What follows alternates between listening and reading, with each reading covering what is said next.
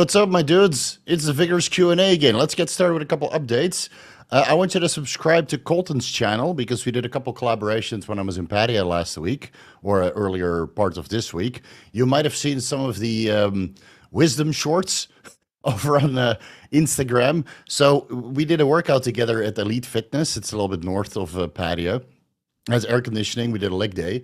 And then every time I would do a working set, he would ask me a question. So I'm a little bit out of breath on some of the sets, but I try to drop some knowledge the best I could with, taking a breather here and there. But he did a good job editing all the breaths out. So subscribe to Kolton's channel for the full workout. And I'll link his Instagram page after we're done because I completely forgot to do it before we went live.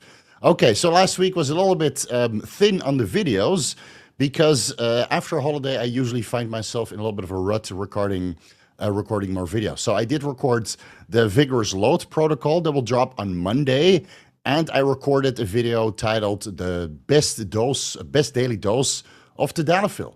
Yes, a Tadalafil deep dive, even though there's 3,000 studies on Tadalafil. So I did not review all of the scientific literature, but a good amount of scientific literature regarding fat loss, performance enhancement, exercise capacity, and some other unique characteristics I was able to piece together. So that will be dropping next week. And I'm still working on the Nandrolone video, obviously. I mean, that's going to take a couple weeks, so be patient. All right, let's get started with the questions. There are many already. Hey, Steve, I know you like Bayer. Robert Malik is the one who found out about the glass particles in the ampules. Hey, Steve, I know you like Bayer and castor oil, but is Bayer Nebido okay for bodybuilding at 500 milligrams a week, or would you recommend the Bayer Testoviron instead? Thank you.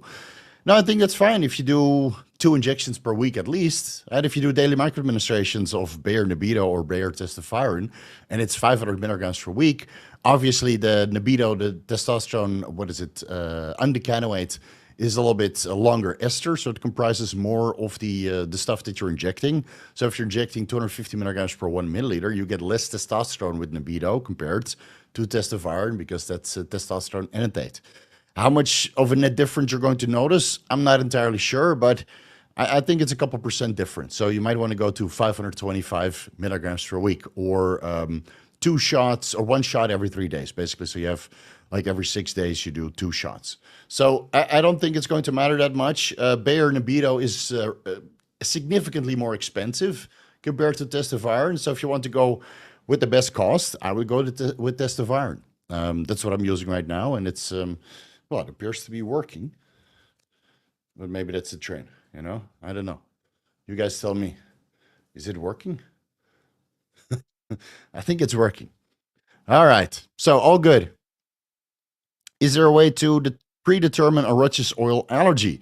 A little sublingual and or subcutaneous administration, maybe. Yeah, so what I mentioned in the carrier oil deep dive video series, if you're not sure what the carrier oil is, or you suspect that you're going to get an allergic reaction, do like 0.1 milliliter sub-Q and see what happens. Do you get lumping, bruising, redness, hotness, right? Systemic inflammation, test flow from a 0.1 milliliter shot sub-Q? Then it's probably not good to use long term, right? Right now I'm pitting about 0.2 milliliters, give or take. So yeah, it's and I'm not getting any adverse reactions because I'm using test and homebrew Trenbolone acetate at a very low dose. So it's that's probably the best way, and not everybody responds unfavorably to a Rutsch's oil. So you're going to have to get your hands dirty and give it a try. Let's see what happens. James, copper toxicity from GHK copper may occur at lower dosages since the upper tolerable limit of copper from diet includes 40% maximum absorption from the GI. So in total, you would have at most 10 times 0.44 milligrams of GHK copper. I think I did a calculation in one of the videos regarding GHK copper of how much GHK copper you would have to inject to get to the upper tolerable limits every single day, but I did not account for the maximum absorption of 40% in the gastrointestinal tract. And I think, is that factored in to the daily recommended intakes and the daily values in the upper tolerable limit of dietary copper? I'm not entirely sure about that. I still have a kit of GHK copper in the fridge, so I'll do a little bit of research because I wanted to start it next week, start spiking my triceps a little bit more just to make them extra bulgy. Like this. I wanted more bulgy. So I'll do some more research and then report back to you in a week or two what the maximum dose would be, accounting for the 40% absorption. Because, of course, if you start injecting GHK copper, that's 100% bioavailability because you're ejecting the copper. Let's see, in the bloodstream per day. Okay, so that's a follow-up. So I'm assuming 100% absorption from sub-Q. That's correct.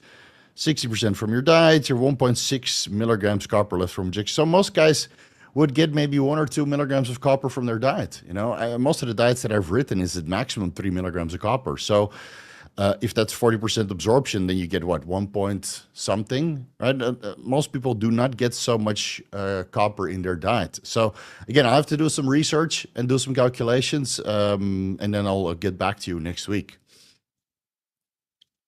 Hey Steve, I'm not sure if you answered this in your recent videos, but would the Nandrolone seal skin thickening help with loose skin or make it worse? Keep it the same. So I would say that it would pretty much keep it the same. It might make the loose skin a little bit tighter. I haven't looked into it from that aspect, purely from thickening the skin. Now, again, the loose skin is not entirely the skin. That's the subcutaneous space, right? The elastin and the collagen fibers underneath that are just being saggy. So all the body fat there, of course, was filled up to the brim. You know, that's why you were fat as fuck in the past, and then you get rid of that, and then the skin kind of starts to sag. That's just a common occurrence with older age, or when you get super lean, when you used to be morbidly obese in the past.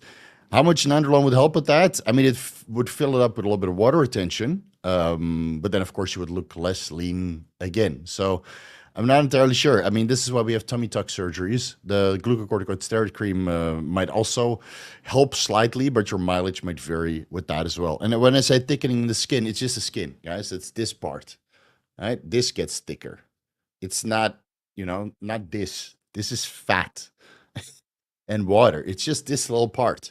So at most, it would make a difference when you're sub 8% body fat. And let's be honest, most people are not sub 8% body fat. When you get to sub 4% body fat, it really makes a difference. That's why we have the term seal skin for some of the competitors that megadose Trenbolone, you know, leading into their contest prep. I mean, they're in shape, they're cut, they're shredded, they have veins, but the micro detail, right, the crazy vascularity and the, you know, the shreddedness is just not there because the skin is mad thick. So it doesn't matter if you're Joe Blow, not that much. Is it great content? Absolutely. Yes, I'll be working on that thinning the skin video next. Let's see, Jason C. Socrates. Steve, would DHEA and pregnenolone be beneficial for postmenopausal women? Any virilizing effects? No, I don't think so if the dosages are kept low. Trying to create the ultimate health stack for my mom. Thanks. So no, I think that's actually a great addition. You know, DHEA for sure. Pregnenolone might not even be required, depending on how her hormonal balance looks. Because in postmenopausal women, it's usually the DHEA, the testosterone, and the estradiol that declines, but not the pregnenolone, progesterone, and all the downstream mineral corticoids and glucocorticoids. So please do some blood work. Check our LH, FSH, DHA sulfate, pregnenolone, progesterone, total testosterone, free testosterone, estradiol, and whatever else you can test at the lab, and then see where you need to start. Most menopausal women do well with 25 to 50 milligrams DHEA per day, and leave it there. That's it. No pregnenolone, just DHEA, 25 or 50 milligrams split AM and PM. So, but make her do some blood work first. From age 10 to 16, let's say. Is there a previous question? I guess your previous question got filtered out. Huh. All right. Does testosterone acetate have less post-injection pain than propionate? What ester would be the best to dissolve MCT oil without the use of solvents? So esters with a longer longer chain. I have a video about this. Let me link it down below. The more carbon molecules are contained within the ester, the higher the lipophilicity is, and that can increase the concentration. So with cypionate, for example, the most common concentration is 200 milligrams per 1 milliliter. The enanthate and andecanoate or decanoate or undestinate is 250, maybe 300 milligrams per 1 milliliter. Propionate is 50 to 100 milligrams. I think an MCT oil can be 100 milligrams. That shouldn't be a problem. And let's see. Yeah, and then acetate, that's usually 50 milligrams. up to 100 milligrams, I think, in MCT oil. Keep in mind, guys, I'm not a home brewer, so I'm not entirely sure what the concentrations would be.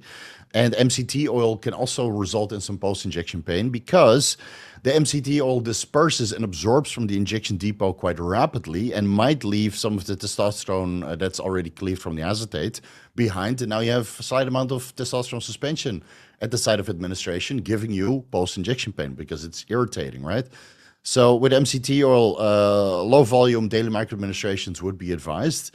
And I would still go with enethate or cypionate because it's less likely to have post-injection pain. And if you're worried about the ester weight, then, well, you calculate the ester weight, which is probably included in the video that I linked down below, and then you inject a little bit more, right? Maybe 10% more enethate compared to the acetate for the same net amount of testosterone. Higgs, does Anadrol raise progesterone on bloods? Not that I'm aware. Not that I'm aware. Could be. Can't remember reading about that, but I haven't started on the Anadrol deep dive video series yet. So let's get through the progestogenic 19 Norse first. And no, I will not be doing check drops. That's a waste of a video. Coach Bear Roland, for how long should I do nattokinase and lumbrokinase K2E for isolated systolic hypertension? Is Deca better for lipids than Test? I think Test is better for lipids because you get more estradiol, and it's the estradiol that helps with your lipids the most, right? It raises your HDL and helps with glucose homeostasis in the bloodstream because it also helps with insulin secretion, and thus might keep your LDL levels somewhat favorable. For nattokinase and lumbrokinase, I don't even know if it's prescribed for blood pressure. I was not aware, so I would say I don't know. I don't know. I thought it was there for blood clots and to remove clogged arteries, right? To reduce your CAC score if you went in for a calcium angiogram. But I was not aware that it can lower hypertension. I would look into tadalafil, telmisartan, lisinopril, nebivolol instead. Yeah, that usually works a lot better. Best BPC dose for 2 lacerations requiring stitches from a dark bite. First, you're going to have to check yourself for rabies, obviously. And then for the 2 lacerations, it was on my ankle, got my Achilles pretty bad. So if it's in the tendon, then you might need surgery first to reattach everything. So if you have a 5 milligram mix of BPC 157 and TB 500, I would do 1 milligram of each, right? Because it's a mixed 1-to-1 ratio. 1 milligram of each subcutaneous, and then you kind of, start tracing the outline of where it's going wrong. But please get diagnosed first because, rabies, and then the Achilles is not going to recover itself. It's severely torn or shredded to pieces. Yeah. Fucking dogs sometimes, man. Here in Thailand also, those street dogs are vicious. Now, we answered this already. Okay, a couple questions from the members. We're going to go through this quick. This is True asked, hey, Steve, you said the TUDCA excretes the anabolics out to a certain extent. Yeah, it might extract. How much that is, 1%, 2%, 5%? I'm not entirely sure. How would you time the dosing to avoid while also supporting the liver? I would take TUDCA 500 milligrams or 250 milligrams in the morning and evening. And then you dose all of your anabolics sublingually pre-workout or split AM and PM, but about an hour away from the TUDCA. So the bioavailability is the highest you can. And otherwise you do it sublingual every single day. And then the only thing that you're excreting are the metabolites. So you wouldn't have to worry about it. Right? If you take TUDCA and oral steroids at the same time, you might lose bioavailability because bile flow is increased. And of course the bile acid could bind up the oral steroids and cholesterol or cholesterol-like molecules. And thus bioavailability goes down by, 1, 2, 5%. I'm not entirely sure. I don't think it's been studied. Just going by the general pharmacodynamics. Let's put it that way. Or the mechanism of action. Lord of Cigars asks, do you see any risks with preloading 3 to 4 testosterone and HCG injections ahead of time for the next week? I use bacteriostatic water for HCG. No, I don't think that's an issue. If the testosterone is not coming from an underground lab using synthetic carrier oils, then it's totally fine. And the HCG, you can preload a week in advance as well, right? So if you use, high quality syringes, insulin syringes, I don't think it's a problem. I used to do the same thing, but now I use Merck Ovitrel, which is in a pen, and I mix my testosterone with my Trenbolone for another 2 or 3 weeks, and then the Trenbolone sandwich is coming out. and then I draw with an insulin syringe, fresh, every morning. More fix. Hey Steve, how do you manage to clean the litter box of 6 cats? I have seven cats. Get it right. And I struggle with 2. Well, I have my wife to help out. I have my mom's wife to help out. No, wait, that came out wrong. My wife's mom to help out. My wife's brother to help out. So we are all on a kitty litter duty at one point or another. It doesn't take that much time, man. You just sit down, you listen to a podcast, and then you start scooping. Yeah, tell you what, it takes 10 minutes. You're not that busy. Buster asks, hey Steve, have you ever used a continuous glucose monitor while using growth hormone and insulin? No, never. Never. I would check my glucose with just a conventional route. Not pricking your finger or other parts of the body when your finger starts to get numb a little bit, too much scar tissue. Like right before meals. I have probably a whole year of a glucose log where I would track fasting blood glucose levels and post-fasted cardio blood glucose levels, and then before meal 2, because post-fasted glucose is before meal 1, obviously. Before meal 2, 3, 4, pre-workout, post-workout, which is before meal 5, and then before meal 6. So I have logs and logs and logs on this, but that was probably before continuous glucose monitors became available, and most of them are shit anyway. You really need a Dexcom that sends the information to your phone right away. And at this point, I don't really care. At this point, I don't really care, dude. I'm already 100 kilos, so I don't need to take any insulin or crazy high growth hormone dosages to have the physique that I want. Yes, I got it done on 225 milligrams a week. Crazy. But Biscup asks, HCG along with a varicocele. I've always had small balls. Now you know why. You have a varicocele. Okay, so the HCG is in and out. High, low dose doesn't impact the side at all, but seems to raise free testosterone just TE. Just TE. Total estrogen, I'm guessing. Won't be 100% sure until take the HCG out in between blood. So it really depends on how bad your varicocele is. But if the HCG is raising your total testosterone levels or free testosterone, then it's obviously doing something. Now, could it do more when the varicocele is repaired surgically? Probably, but you'll have to go through the surgery to see if that's going to play out. And otherwise, you keep the HCG in a low and effective dose to sustain testicular function somewhat. And again, I have that monstrous loads video dropping, and you know why my nuts are so small. Let me post that one down below so you can get some more ideas. Is it the walnuts? No, nuts. Yeah, where did my nuts go? There it is. All right, give that video a watch, and then the Vigorous Loads will dive into that stuff a little bit more. Yeah, so maybe you'll have to get that surgically fixed before the HCG really works. And otherwise, you go to a maintenance dose of HCG, and you add in the exogenous testosterone if you want more testosterone than the HCG is giving you right now. He also asks, will oral steroids lose the effect after expiration date? No, I have expired Anadrol that's, man, 2016, the expiration date. So that's, well, almost 10 years. At least 10 years ago it was produced. And it still works, man. I take it occasionally pre-workout, or at least a year ago. I haven't taken it now. Then I came back on cycle a year ago, or 5 weeks ago. Jesus fuck. But the last time I used it, it worked perfectly fine. So as long as you keep it in your steroid drawer and everything is nice and cool, same temperature and dark, then I don't think you will lose any potency. Biscup asks, how do you feel about long-term, let's say 6 months, small dose Aromasin, 6.25 milligrams every other day with ezetimibe?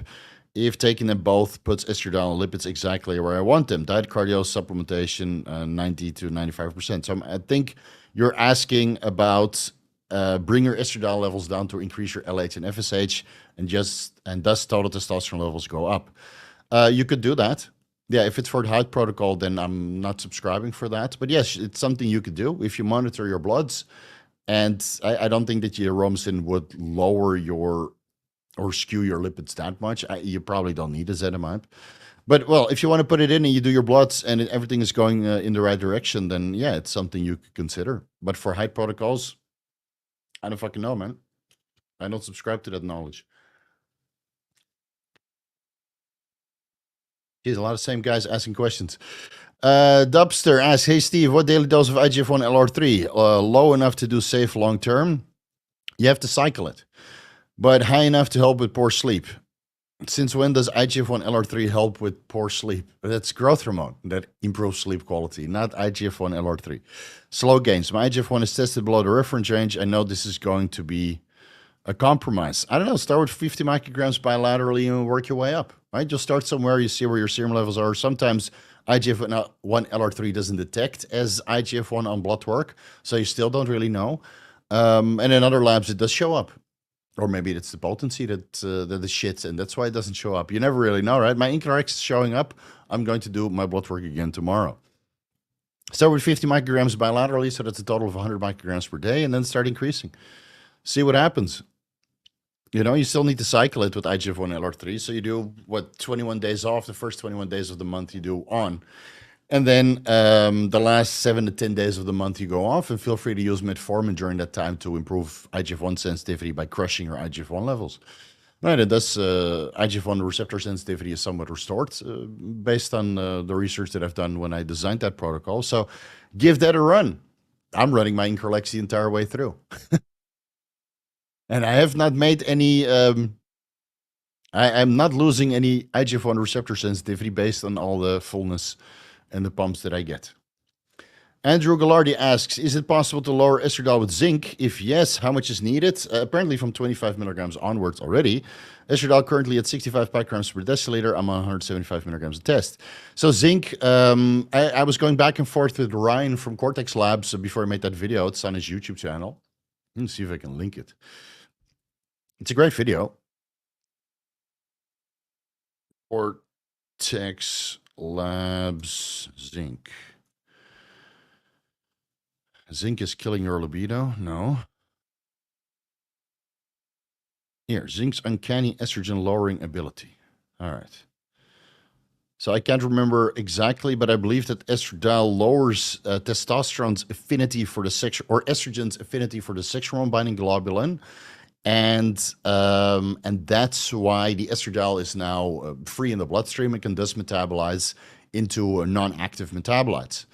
I think that's the gist of it, from what I remember. And then there was one study where zinc deficiency and then supplementing with zinc improved estrogen status. So I would say that 25 milligrams of zinc should be able to lower estradiol levels to a certain extent, or at least remain in some sort of homeostasis compared, or assuming that you have normal estradiol levels. And then look into Tadalafil, because there's actually a lot of studies that show that total testosterone to estradiol ratio improves with Tadalafil treatment in healthy men. So that will be in the Tadalafil deep dive, dropping sometime next week. Yeah, so actually Tadalafil can lower estradiol levels also. 5 milligrams per day. Yeah, that is the magic dose. And if you do 20 milligrams occasionally, let's say 3 times a week, estradiol doesn't budge. So you need to take Tadalafil every single day.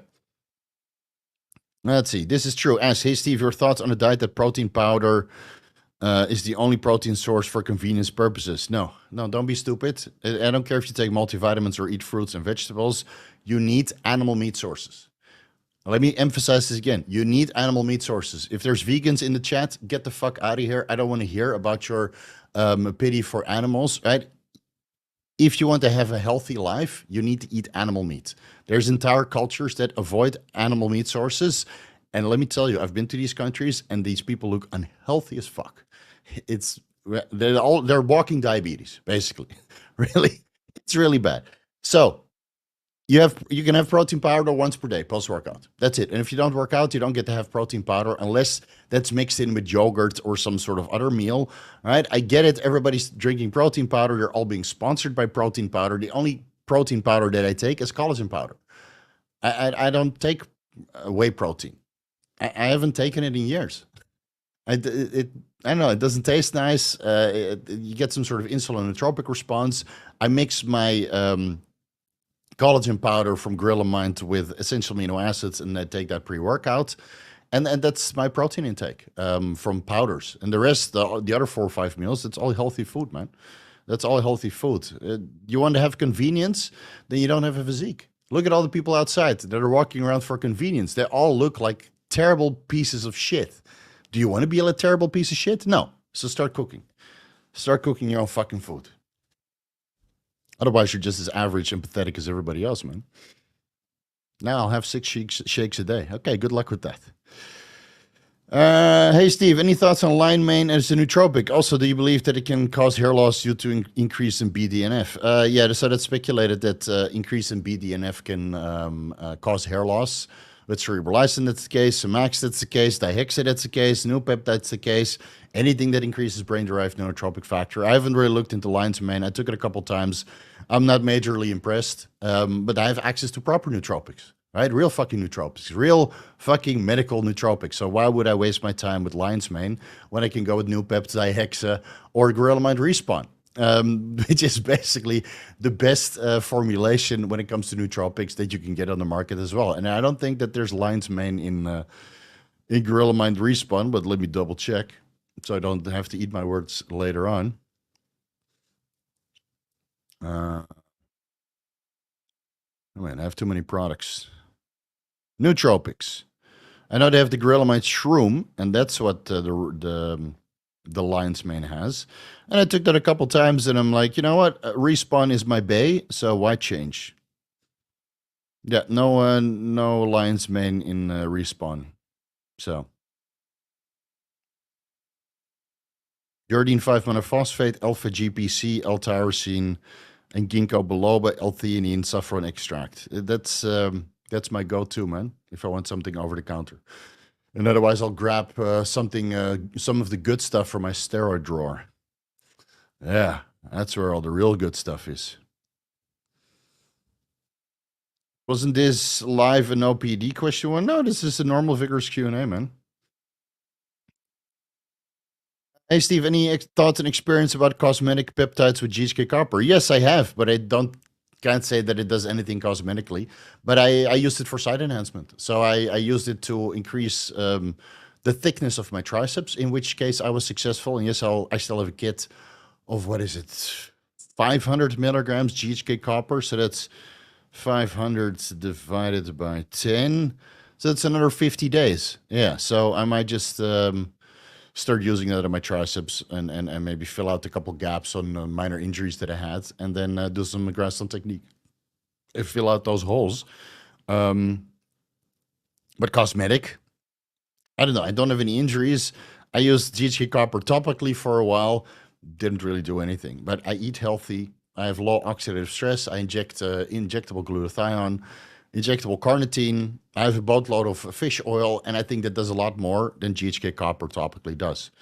And of course, starting to eat healthy when you're about 15 years old, now being 40, that helps a lot also. 25 years focusing on health with a couple side steps of recreational drugs and mega dosages of steroids. So I think the large majority of the time I was doing okay. No, I just discussed that. No, it's not really scar tissue. It's also functional muscle because my triceps have gotten significantly stronger after I started that GHK copper protocol. Like before, I would do maybe the Tate press like this. That's mostly where you feel in the outer tricep, right? This area. So before I would do maybe 17 and a half, 20. And now if I really go for it, I can do 25 kilos. So that's, a 25% increase in strength, right? And some other pressing movements have also improved, but that's the one where I really feel the difference. And, Ryan is here. Cortex Labs. What's up, bro? Suggesting On Dose and one DHT derivative with 110 milligrams testosterone per week and 1500 IUs per week. Of that's HCG, I'm assuming. Goal is anabolism and perhaps a tiny bit of estrogen control. Estrogen falls into range with this testosterone HCG protocol. I'm deferring to the expert, bro, on this one. Okay, so if your estrogen is in range, but you want the DHT derivative, well, Mastrone might not lower your estradiol levels, but then again, it's also not particularly anabolic in my personal opinion. So you could add in the Primobolan, but then you need to increase the testosterone to offset the aromatase inhibiting effects of the Primobolan or some of its metabolites. So how about you go to 150 test, 150 primo, and keep the HCG at 500 IOs 3 times per week. And then report back to us in 4 weeks with blood work. Let's see what happens.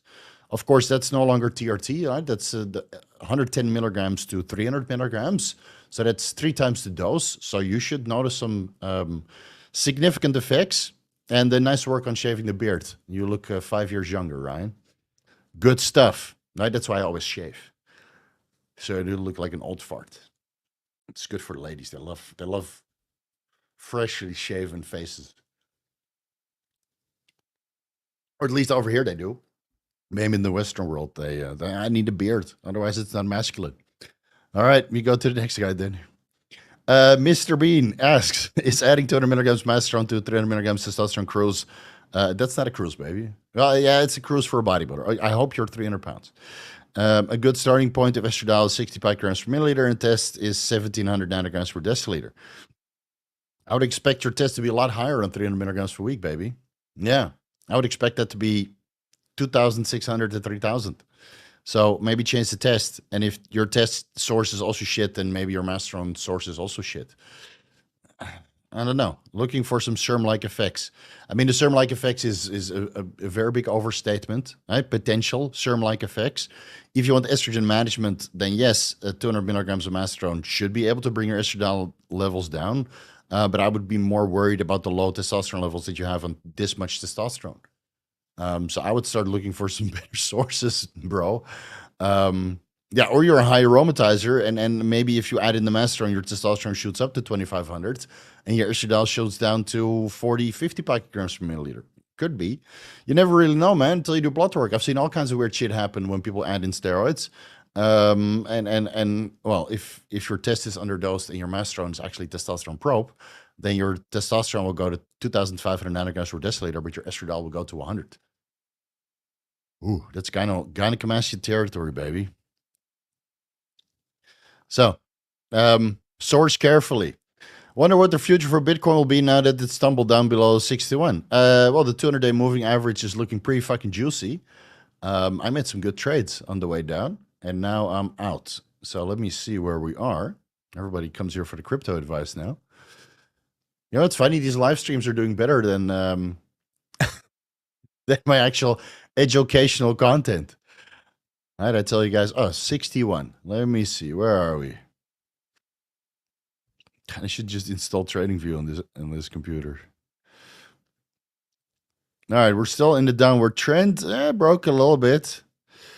The 200-day moving average. Let's see, 100. Yeah, so it bounced off the 100-day, right? I bought in at 70 or 57,000, and then I sold. What was it? I think I sold it like 63, 64. I think it was 63 something, almost 64. Right when it saw that it wasn't pushing past. Yeah, 64,000. It wasn't pushing past it, so I was like, you know what? It's out.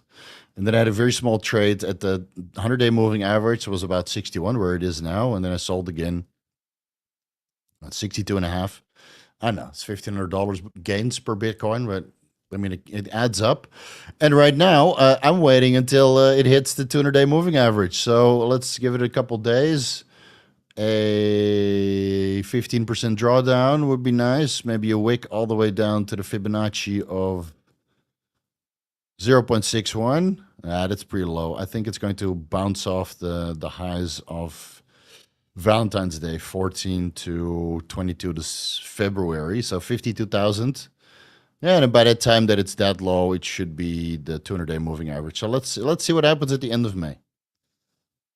Yeah, I might move in a little bit at the bottom of the downward channel, but I don't know, that's not going to be anything significant. Anyway, let's not waste your time. Hold the line 57. I don't know, man. I'm mortgaging my house when it goes to the 200-day moving average at 51,000. I don't know what you're doing. I mean, if it like ends at end of May, 31 May. On 52,250, and that's like the 200-day moving average, or somewhere there. Oh, that would be so good. What is the bull market support band? Where's that? Sorry, guys. Now I'm interested. Oh, it bounced off the two. It bounced off the bull market support band. Hmm.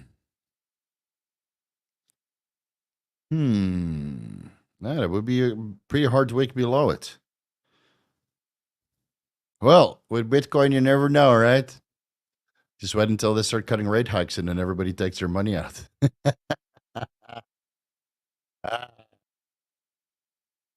Oh, there's a cat at the door.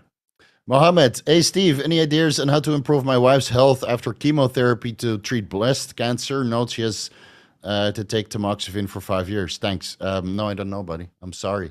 I'm not a doctor and I don't want to interfere with the health of your doctor. So, this is not what the vigorous Q&As are there for. So I would assume that she's in better care, listening to a doctor or getting a nutritionist who's specialized in cancer cases. But I would assume that lowering oxidative stress and maybe high vitamin C or other antioxidant intake, because chemotherapy is, of course, brutal and tamoxifen comes with issues of its own. Try to live as wholesome as possible. Yeah, that's what I would recommend.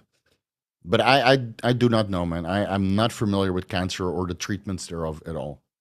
And I know there were a couple guys online that say that they're familiar, but they're full of shit. I would not listen to those guys. You have doctors who specialize in this for over a decade, so listen to those guys and don't say the doctor doesn't know anything. You can always get a second opinion online, but not for me. But my guess is first it will go up and then down. Yeah, it will always go down and then up and then down again and then up again. Sometimes it goes down more than it goes up, and then it goes up more than it goes down, and then you're 4 years later and you haven't made any money. So trade all options. Trade all options. Don't go all in.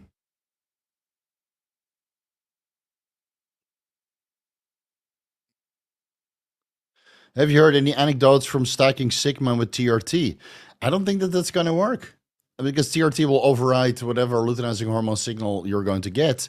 But if you want to stack Sigma with HCG, I think that is going to work. Yeah, I think that's going to work because you're providing the building blocks: vitamin D, vitamin C, zinc, selenium. That's all contained within Sigma. I mean, it's an over-the-counter test booster. So if you use it with a little bit of enclomiphene or HCG, even though enclomiphene isn't really sustainable, blood clots, ocular changes, reduction in IGF-1. I'm not a big fan, but HCG, 100%, man. 100%. How does the coach feel that Netherlands lost to Eurovision? I don't watch that shit, man. It's a waste of time. I'd rather watch paint dry. Carl Kirsch asks, was taking 300 milligrams testosterone per week with Primo. Okay, undisclosed dosages. 4 IUs of growth hormone per day and suffered major water retention. Well, took out the GH and joints became very sore. Thoughts I'd add Deca instead of growth hormone. Good idea. How about you go do some blood work, see what's going on? Right? You're throwing the kitchen sink at it. You don't know what's causing it. Is the Primo real or is it something else? You have sore joints. Is that from training hard or is it because your estrogen levels are low? We don't know, dude. So just go do some blood work first and then decide what the next step is. And then don't be a dummy. If you want to add in the Deca for sore joints, why don't you let your estrogen come up first? Right? And then if you add in the Deca, 50 milligrams with an aromatase inhibitor. All right, to control your estrogen levels because it will shoot up. So blood work first, and then we can talk. Kingsley James, I've got to say that ever since you turned me into Yohimbine, that it's massively underrated supplement. Yeah, Yohimbine and Ribulsin works very well. I'm using Ribulsin right now from Gorilla Minds because Yohimbine gives me a little bit more side effects than the Ribulsin. And then 20 to 30 minutes of fasted cardio upon waking is a lot of fun. My lower back is just shrinking every single day.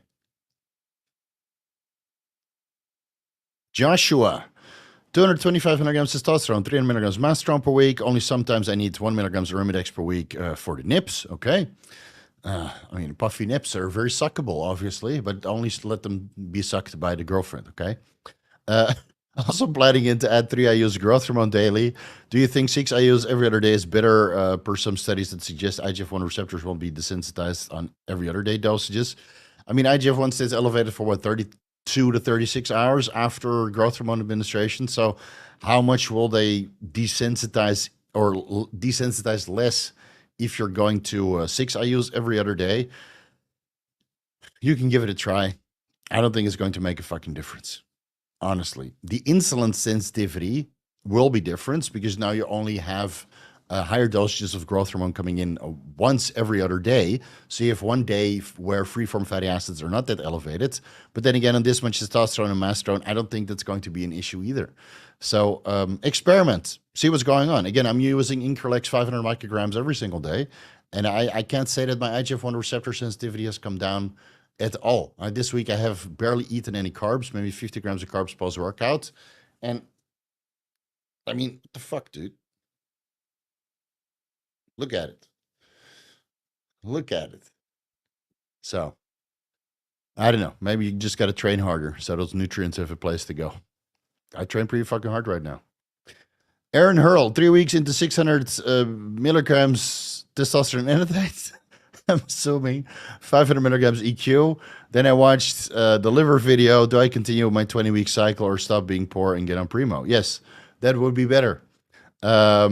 Did you watch the liver video or the kidney videos? Right? It's the kidneys that are apparently getting destroyed in animal models and human subjects with boldenone, albeit that I do feel that if you keep your estradiol levels sustained and you supplement with a boatload of antioxidants, that you can attenuate those negative side effects, including in some of the studies showing that antioxidants, whether that's vitamin C or royal jelly or some other herbal extracts, were all able to attenuate this liver or kidney toxicity from the boldenone studies. So the liver toxicity is one single animal model where liver weight increased after taking dihydroboldenone.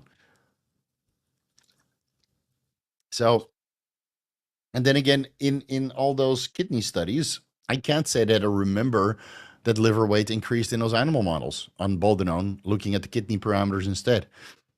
Anyway, if you have access to Primo, I mean, Primo superior, 100%. Blood work grade start of the cycle, check every 5 weeks and donate blood at week 10. Okay, so only donate blood when your hematocrit and red blood cell count actually tells you to do so. And you don't need to donate blood for the sake of it, unless you want to donate, to save lives. Because, your blood will be very anabolic, obviously.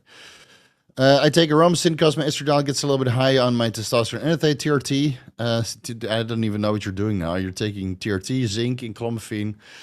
I don't even know. But Aromasin gets my lipids a little bit out of control. Citrus bergamot diet and cardiac, so I thought about baby ezetimibe will do it. Okay. Well, go for it. Go for it. Steve, what blood work would you suggest before Semax, Selank, Adamax? I won't add them all at once. Okay, good. I will cycle them to see what I get the most. I don't think you need to do any blood work. Maybe you check your fasted cortisol levels to see if those are not chronically elevated. One of the reasons why you might be cognitively impaired, right, through a cascade of adrenocorticotropic hormone. And then when you start supplementing Semax, Selank, and Adamax, you can see how much of a reduction you get on cortisol levels. That's all I would recommend. Yeah, I don't think you need to do blood work for those peptides. Maybe do an IQ test before and after, see how much that changed. The results change. Arteriosclerosis, not for high blood pressure. I guess you're talking about the nattokinase, right? Let me scroll up. Where is it? Here. So, how long should I run nattokinase, lumbricrinase, K2, E2 for arteriosclerosis?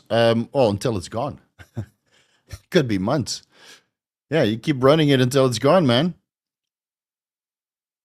Could be months, could be a year. Yeah, the problem is you can't do cardiac,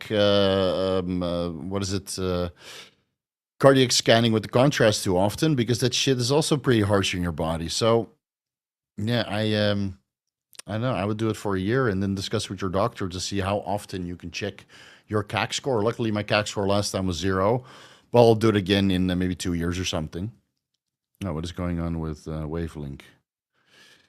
No, it is working. Okay. Next one. Jason Coe, what's the most milliliters you'd put in each shoulder, legs, and ass? Is 2 milliliters too much for the delts? 0 milliliters in the delts because you lose definition, man. I mean, look at Wesley Vissers. That guy has never done a single delt administration in his fucking life. And look how fabulous his delt striations look. I've done shoulder shots with growth hormone and insulin and all that kind of stuff. And my shoulder striations are pretty okay. You can see it. Yeah. Could be better though. I mean, I could be leaner, obviously. But imagine if you don't have this, right? And the other side is better. So, you know what's going to happen if you do a lot of shoulder shots? In the middle here, you don't see any definition. Now, of course, it's front light, so give me a break if you can't really see it. But right, I have clear definition, right? So imagine if I put all these shots here, and then it just looks like a fucking tumor. Disgusting, dude. I hate that look. When people do a back double bicep, and then you just see two lumps. I think it's disgusting. So don't pin your delts. Don't do it. Do your lats. Do your legs. Do your shoulders. Not shoulders. Do your ass. Or do sub-Q. What I do. Sub-Q, you can put an entire cc. And if you go 2 cc's per day, then you're going to have to do 1 cc administration sub-Q. Whoop-de-doo. I did it last year also. It's not the end of the world, man. And it will disperse and absorb in 2 weeks, and then it's gone. And if I had a time machine, I would just never do intramuscular shots unless it's Alcoholics Anonymous Stampede. And it's water-based.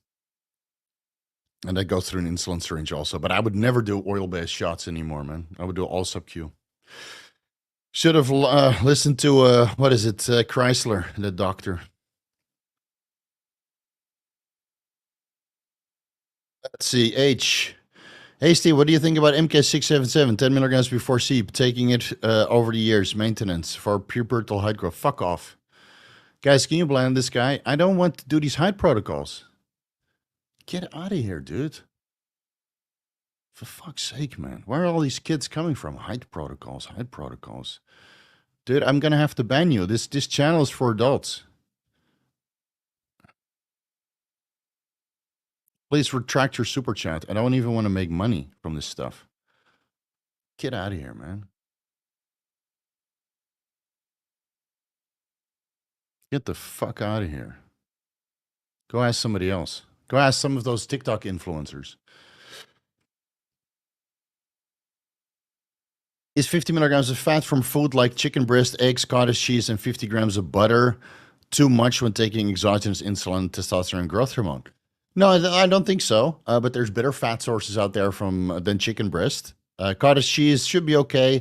50 grams of butter, you can replace that with, I don't know, MCT oil, macadamia nut oil, rice bran oil. I think you can even eat more grams of fat. I think you can eat 1 gram of fat per 1 kilogram of body weight, even when you take growth hormone tests. But you just got to make sure that you're on a good amount of growth hormone and insulin to kind of help with the fat distribution. And you got to train fucking hard so you can sustain your insulin sensitivity. So there's a multitude of different things that factor into how you absorb nutrients when you take steroids and peptides in the form of insulin and growth hormone. How your diet is going to have to look. So in this case, I would say yes, but obviously I don't know your carbohydrate intake. I don't know your total protein intake. I don't know your activity levels, etc. So treat it like a job, and I don't think you'll have any issues. 25 kilograms on the Tate press, and it would be proud. Strong as fuck. Yeah, but it's Dave Tate, not Andrew Tate. Nobody cares what Andrew Tate has to say, unless you're a simp and you had terrible parents. If your dad failed you, then okay, you can listen to Andrew Tate. James B, for your information, injecting 250 micrograms BPC 157 TB500 blend and then taking my GHK copper injection in the same spot completely eliminated PIP. Okay. That's good. That's good. The PIP of the GHK copper? Could be. Yeah. Could be. Maybe it's because it's more diluted. I don't know.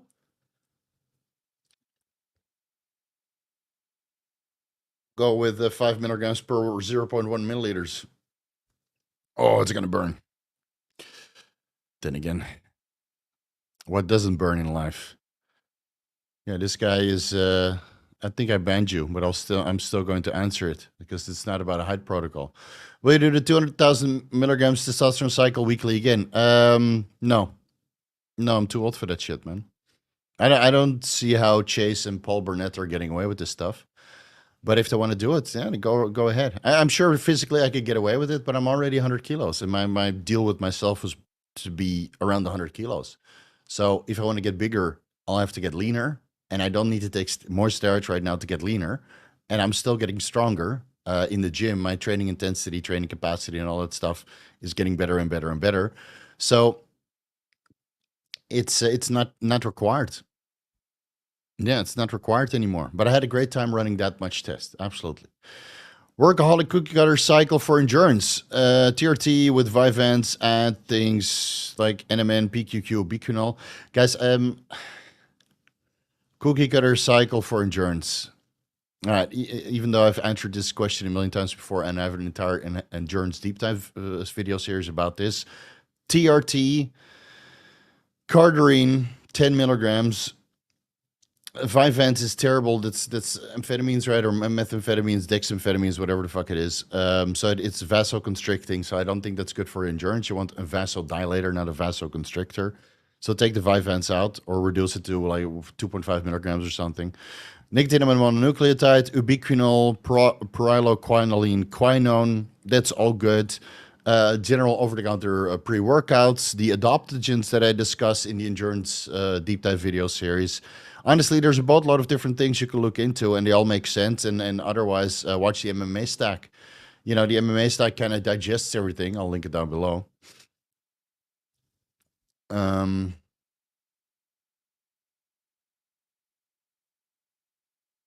can't find it on MMA. That is weird. Mixed. The ultimate mixed martial arts stack. You watched two jack dudes beat each other up in the grand finale of Roadhouse, and now you want some of that sweet steroid-induced endurance. I script all my videos, so I know those intros off the back of my head. Watch those endurance videos. There's a lot. There's a lot to get into. But take the Vyvanse out. It's not good for endurance. Yeah, but no. Take it from me. Just take it out. Then a 39 M. Well, he's 39 years old. 250 milligrams testosterone per week, 25 per week compounded oxandrolone. Started to have blurry vision in one eye. Maybe it's enclomiphene or Clomid. Eliminated nicotinamide mononucleotide vitamins and nicotine one by one. Still have blurred vision. What do you think it's a side effect from the Anavar? Well, I did an Anavar deep dive, and I cannot remember for the life of me seeing anything about blurred vision. So take the Anavar out and check your serum estradiol levels. See what's going on, because it sounds like Clomid or enclomiphene to me. So yeah, Anavar doesn't interact with the estrogen receptors. And then it shouldn't drop your blood sugar levels to the point that you get blurred vision. So through the power of deduction, I would say that your compounded Anavar is something else. But maybe I'm mistaken. Go check your serum estradiol levels and your blood pressure and your serum glucose levels and your hemoglobin A1C levels to see what's going on. But I would take out what you added in last. Joshua B, I think she will just get more Anavar in the bloodstream. Okay, you guys are talking amongst yourself. It's a trend talking, man. Yeah. Am I that far behind? 15 minutes. Not too bad. Do you shave your chest daily? That shit grows and gets rough so fast. No, I do it once a week. Once a week. So, well, can you see it? Can you see it? You can see it, right? It's like, sometimes I let it sit for 2 weeks and then it really starts sticking through your shirt. Disgusting. Yeah, get a Philips One Blade. Solves it all. You just stand in the shower, just listening to a podcast. And then, and ladies apparently don't like sandpaper running tatas when you get to it. Oh, I'm not sure about that, man. But yeah, my wife prefers everything nice and smooth. And then those tatas go everywhere, dude. Oh, yeah. Oh, yeah. Thank God for TRT, and my libido is sweet as fuck right now. Would you say about lipid management in form of injectable recombinant high density lipoprotein and a PCSK9 inhibitor? PCSK9 inhibitor prevents the removal of LDL receptors. It prevents PCSK9 from removing LDL receptors in hepatocytes, and via that makes liver excrete more LDL. Recombinant HDL, you're probably going to have to inject a lot of it, just like recombinant SHBG or recombinant leptin. So I don't think that's a viable route. I've never met anybody that really needed a PCA or PCSK9 inhibitor. I know that Chase Irons ran it, but his LDL was like 40 or 50 or something. So I told him either take it out, or no, he ran a statin. Sorry, he ran a statin. No, so I've never talked to anybody who used a PCSK9 inhibitor because I generally don't talk with people who are metabolically fucked. So, you take steroids, but then in most cases you do the daily fasted cardio and you eat healthy as well. And in those cases, ezetimibe and maybe a little bit of rosuvastatin is enough to keep lipids in range. And again, with Chase Irons, his lipids were so low, or its LDL was so low that I told him to drop the rosuvastatin dose even more, which I'm not sure that he did, but that's entirely up to him. So just a suggestion. And yeah, of course, all those crazy biohackers, they want to bring their LDL as low as possible. But as of now, I can't say that any of those crazy biohackers look significantly younger than their age, or that there's any proof that they're living to 120 years old, right? And of course, I'll be dead before they live to 120 years old. So maybe that comes too late. But honestly, I think it's not going to make that much of a difference. And the myalgia and the muscle soreness, I mean, it's not really worth it to me. But then again, I haven't really looked into these kinds of things because I can manage my lipids just fine with the ezetimibe, fish oil, daily fasted cardio, and healthy eating. So I don't need to.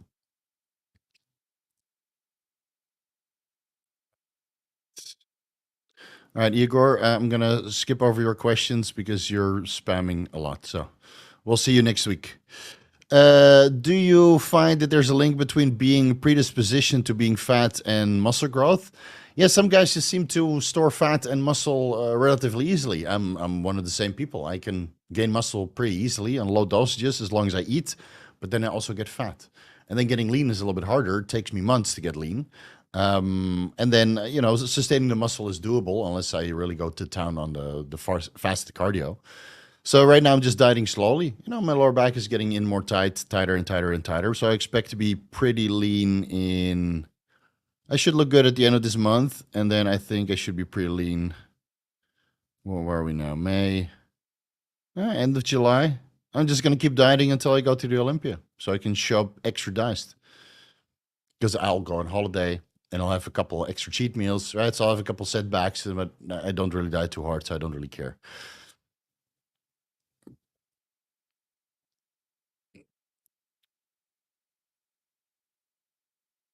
I thought I blocked you. I'm trying to get my younger brother taller. Dude, I don't. Whatever, man. I don't want to talk about it. Is checking blood pressure once every night good enough or not? Actually, I would do it multiple times per day if you can. Upon waking, sometime in the afternoon, and then before bed. You get an Omron blood pressure cuff. It's linked down below. You can get it on Amazon for what, $50 or something. And check it multiple times per day. I do so until I, at one point, throw in the towel because all my readings are just normal. And then I check it again for the first 2 weeks that I made some changes to my protocol. So when I went on cycle, I kept checking my blood pressure just to make sure that everything went well. So I was on 20 milligrams telmisartan the first 2 weeks. And then, of course, the trenbolone started kicking in. So now I'm 40 milligrams telmisartan per day. Did I say per week? 20 milligrams per day. And then 40 milligrams per day because my blood pressure started going up. And then my blood pressure came down after doubling the telmisartan. And now it's normal again. So depending on my blood work tomorrow, seeing what I'm going to do with my protocol, I might not check my blood pressure again because I know that it's going to be in range.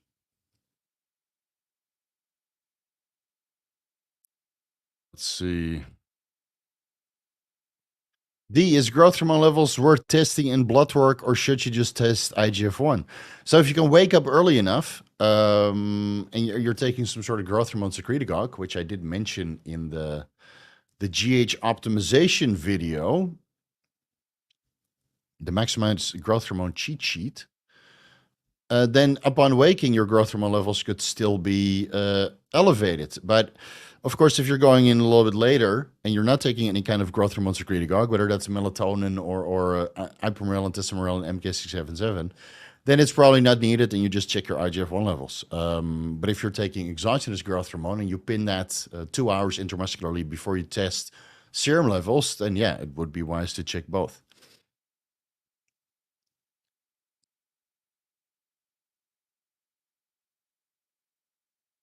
Mm. Kingsley James, I'm only asking because that's basically me too. Okay, I can't remember. Oh, being predisposition to fat and muscle growth. Yeah, it's some people are just more predispositioned, so you got to diet up slowly and diet down slowly, because you might lose the muscle and the fat as fast as you put it on. But again, I'm happy with my size, so I don't need to be 120 kilos anymore. I'm happy with 100 kilos, man. More than enough. More than enough.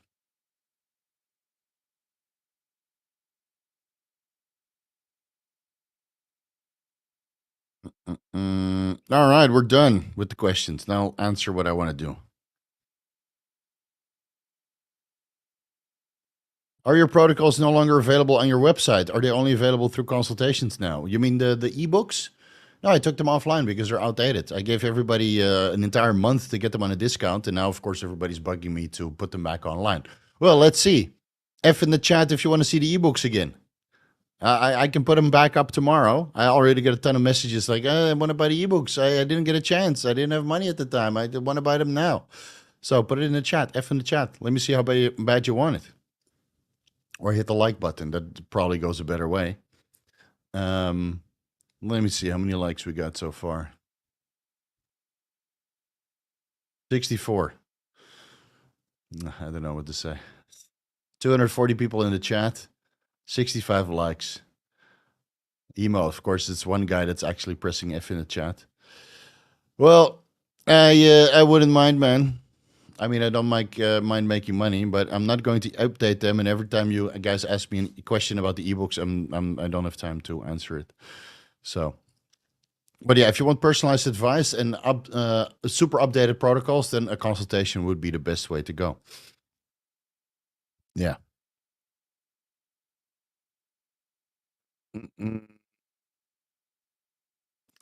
Let's see. I found the best way to increase my growth hormone is by injecting 6 IUs per day. Yeah, Kyrian Maka is on the right track. This guy knows. If I want to increase my growth hormone levels, then I'm going to take exogenous growth hormone. Win, win. Yo, Steve, I'm 15 years old and I'm going to hop on 250 milligrams Tren Solo. All right, one more question like that and you're permabanned, bro. I don't want to see that shit. I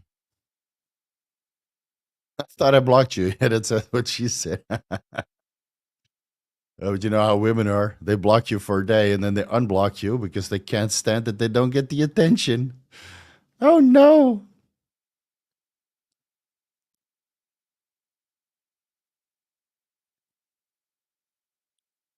Man, should just add MK677 to the band.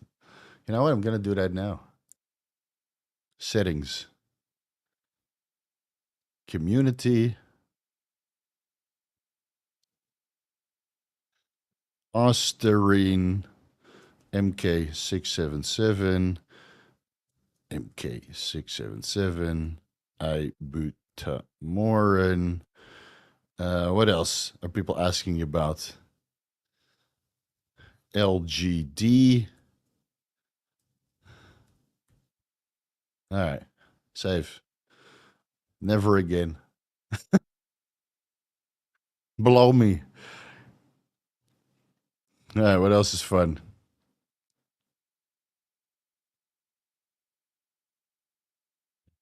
Uh,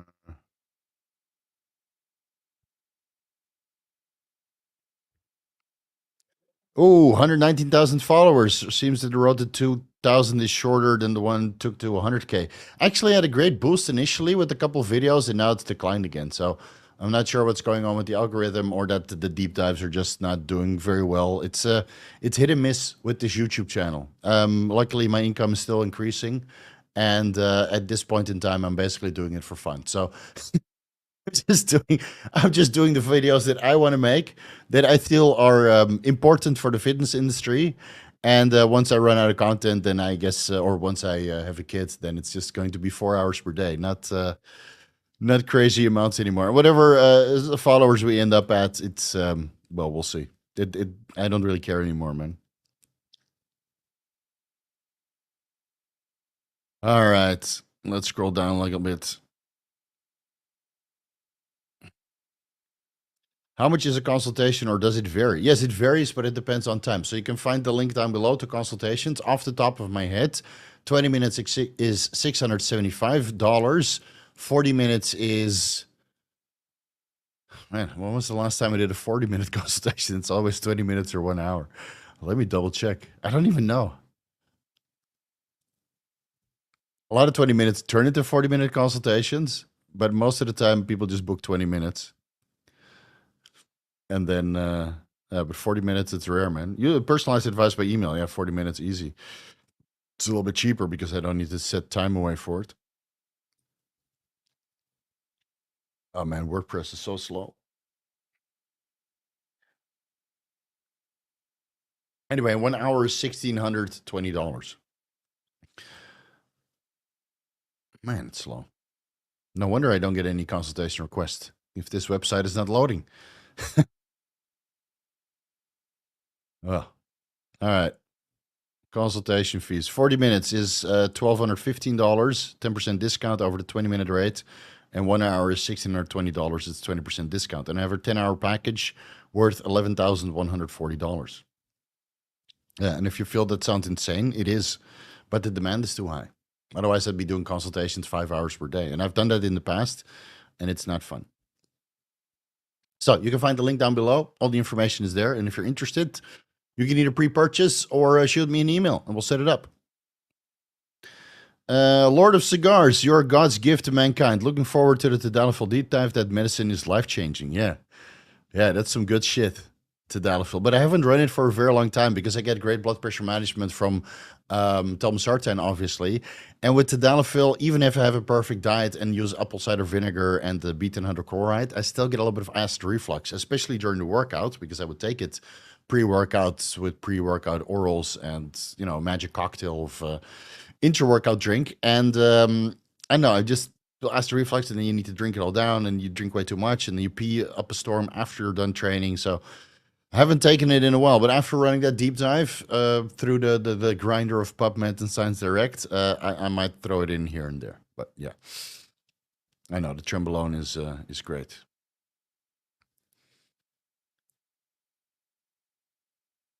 Steve's back on the elixir of the forbidden sandwich. Oh yeah, Steve's back on the forbidden sandwich. Yes, yes.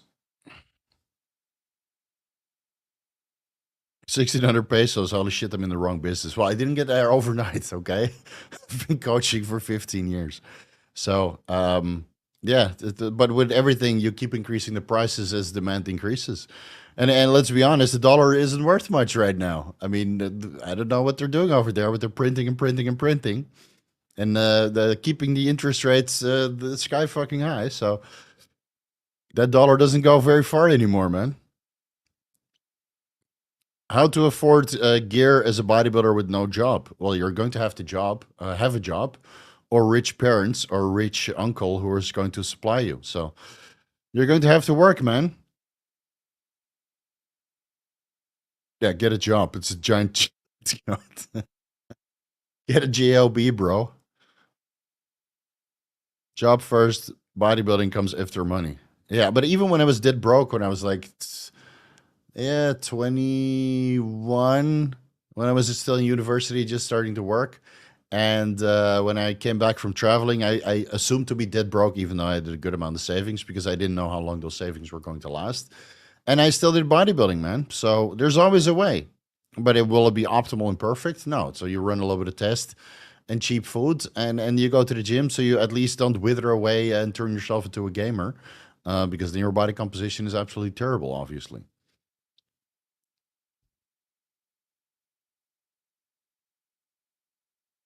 Let's see.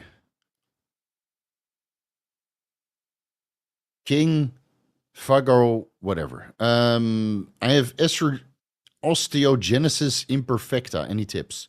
I have no idea what that is. Sorry. Sounds like something you need to discuss with a doctor. Mm-mm-mm. Let's see. How did Vigorous Steve start? Did you always want to be a bodybuilding PED god? Well, I don't think I'm a PED god. I know a little bit more than the average guy. I'm just trying to give it back, man. I mean, I started this YouTube channel as Vigorous Fitness when I just wanted to document my life as a bodybuilder here in Thailand. And then I got a boatload of clients because my wife got pretty successful competing. So I went with the more lucrative route and did bodybuilding coaching because back then we didn't even have YouTube monetization. And I felt a little bit, I don't know, anxiety, scared to put myself out there in the world. And then after doing, so many contests and helping people backstage and getting a little bit more social in my years here in Thailand, then I decided to go back on YouTube because I was doing videos with Tony Huge that never got posted, which I did feel were important to get posted. So I started my own YouTube channel so I could, sustain or keep control of what was being posted and not have some sort of narratives that was SARM favorable. So yeah, then I got on YouTube and then I slowly got popular because I did collaborations with Derek and other people, and that helped a lot. The only reason why I know more about PEDs than most people is because you guys keep asking about it. So then I feel inclined to do more research. And the more research I do, the better the videos get and the more you guys want to see of it. Even though the views are not that stellar, but that's okay. So it just grows over time, I would say, right? Because I try to do training videos or diet videos or other bodybuilding related videos, but it never got any traction. So if people want to see more steroid content or PD content, then that's exactly what I'm going to give you because that's the only thing that gets views, gets you in the algorithm, gets your YouTube channel growing, and ultimately helps with the income, obviously. And if I'm dropping revenue streams like coaching, for example, which was a pretty lucrative revenue stream, then the financial incentive needs to be there. Otherwise, I can just go back to coaching and make money from coaching athletes, right? So you get pushed, you get typecast, and you pushed into one direction, and now it's a PD channel only. Yeah, so that's basically how it happened. Mm, you're telling me drugs require money? No, no way. That's a fucking lie. Well, if you're a hot blonde in the club, you can probably ask random dudes for drugs, but I don't think that's a good idea. You'd probably get it for free too. But if you're an average Joe like myself, then yeah, you're going to have to pay for drugs. Actually, it's not true. If you're somewhat known on YouTube or you have some sort of status in the bodybuilding community, then steroids, performance enhancing drugs are kind of cheap. Yeah, it's unfair, right? When I needed it the most, I had to pay the full price, and now that I don't need it financially, I barely pay anything. Do you consider to do a deep dive on cholesterol? No, that's better reserved for Peter Attia. Yeah, the but get no traction. And plus, there's if I type in cholesterol right now in PubMed, I'll have a heart attack. I'll get anxiety. So no thanks. No thanks. People focus too much on the PEDs. Yeah, and that's why they don't believe me when I say that I'm already running 225 milligrams. No, Stevie's on at least a gram. Look at him. Oh, dude. But you can't transfer the fact that I'm cooking every single meal, and you can't transfer the way that I train, and you can't transfer that I haven't missed any over-the-counter supplements for years. Right? They're all relevant, and all these little micro details that I optimize. So, and all the blood work that I've done, and all the anti-aging that I'm doing, and all the deep tissue massage therapy, you can't transfer that. People only give a shit about the drugs, and this is the reason why 99% of the people that take drugs don't look like they take drugs. I hate to say it, man. I hate to fucking say it, but I see it all around me. They follow my YouTube channel. I meet people all the time, whether that's at the Mr. Olympia or here. Your channel is great, this and that. And I look at them like, you shouldn't even be watching my YouTube channel. You're not ready for this content. Where's your base? Dude, where's your fucking base? Where's your muscle? Why don't you lift hard? You know, pimples everywhere, facial bloat. I'm like, yeah, I'm eating 4 meals outside. I'm like, what are you doing, man? You cook all your own meals. You do the fucking blood work. You take the over-the-counter health supplements, and then you take the steroids, and then you put them to work. But again, you can't. The transfer of knowledge, is the interest of that kind of stuff isn't there, and so I gave up. There's a small percentage of people that actually get it. Right? I see them. My friend, like Aaron, for example, he gets it, and a lot of other bodybuilders here, they get it. You know, that little community that I have right here, Kolton and Adam and Nicholas. You know, all those guys, they get it. Our little circle of bodybuilders, they don't miss meals, they don't miss supplements. They live a very simple, boring life, and they make stellar fucking gains. And do they run a lot? No. And nobody believes them. It is what it is, man. And I asked them, well, what are you running right now? Yeah, test and Boldeno. A little bit of growth hormone. That's it. I probably have the most complicated cycle of everybody. But, you know, it is what it is, man. I tried for so many years to you know, emphasize what everybody should pay attention to. And I always make sure that I put that in every single video. Pay attention to this, pay attention to that. And I think it falls on deaf ears, but maybe 1 or 2% of the audience actually it resonates with them and they start applying. Yeah. Speaking of not missing meals, look at the time. Yeah, I had a meal right before and I'll have a meal right after. I don't miss meals, man. I haven't missed meals since I was 15 years old, unless I go on holiday and then I eat like a fucking butthole. But I mean, aren't I entitled to eat like a butthole when I go on holiday when it's not about bodybuilding? I mean, I went to Pattaya and I had, I don't know, 2 meals per day. That's it. I had like a fat lunch, just a mega omelet, 5 whole eggs with some ham and some ketchup. Hey man, it's holiday. And then I chill in the sauna bar, you know, do 5 laps in the sauna and then the ice bath and then the hot tub and then the sauna. You do the hot tub in between because the ice bath makes you feel really cold and a little bit of shaky and stuff. And then, of course, if you go from the ice bath directly into the sauna, then it takes 10 minutes before you even start sweating again. So you go from the ice bath to the hot tub. Then when you start sweating in the hot tub, you go to the sauna and then you sit in there for 12 minutes, 15 minutes, give or take, and then 4 or 5 minutes ice bath. So I did that for a couple of rounds. And then that blunts your appetite pretty fucking good. And then I went out to dinner with friends that live in Pattaya. So so you have steak. Yeah, maybe a little bit of fries, maybe a little bit of extra fajitas. You know, it's a little bit of carbs, a little bit of extra fat, but it's mostly protein. Of course, I had a dessert. So I would say that's still pretty good food, right? Don't ask me what I ate Wednesday, you know, when I came back from Pattaya. That was pretty fucking bad. But yeah, so that's 1 day a week that I eat bad. Today, it's Saturday, I still had healthy food. I had 1 protein bar from Gorilla Mind that just arrived today. It took a month to arrive because we had Songkran, and then all the shipping into Thailand is completely messed up.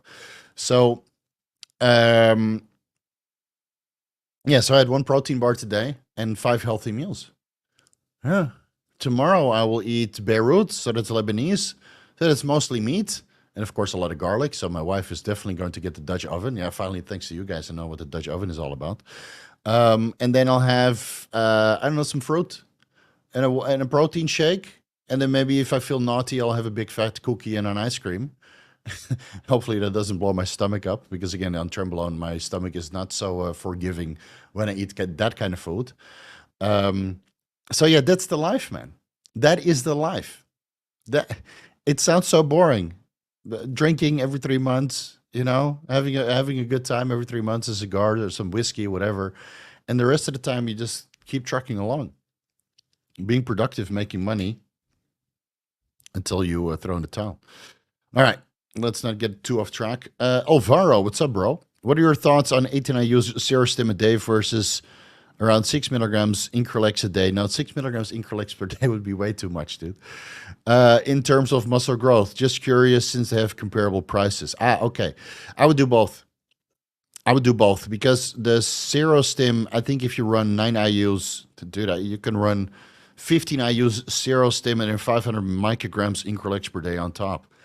And Alvaro, I don't think you're big enough to run these kinds of dosages. Even I'm not big enough. Chase Irons could get away with this. Yeah, Chase Irons. And even Chase would not run 6 milligrams Increlex, and he would also run both. So you would probably, I mean, let's say you pay the maximum price for Increlex, $720, right? Divided by 80. So that's $9 a day. So let's say that's 2 IUs, pharmaceutical growth hormone, $4.5 per IU, right? So you can run 16 IU Serostim and 500 micrograms Increlex per day for the same price as 18 IU Serostim. Of course, I pay less, but that's me. So I could run 18 IU Serostim and 6 milligrams Increlex per day and probably, put myself into the grave.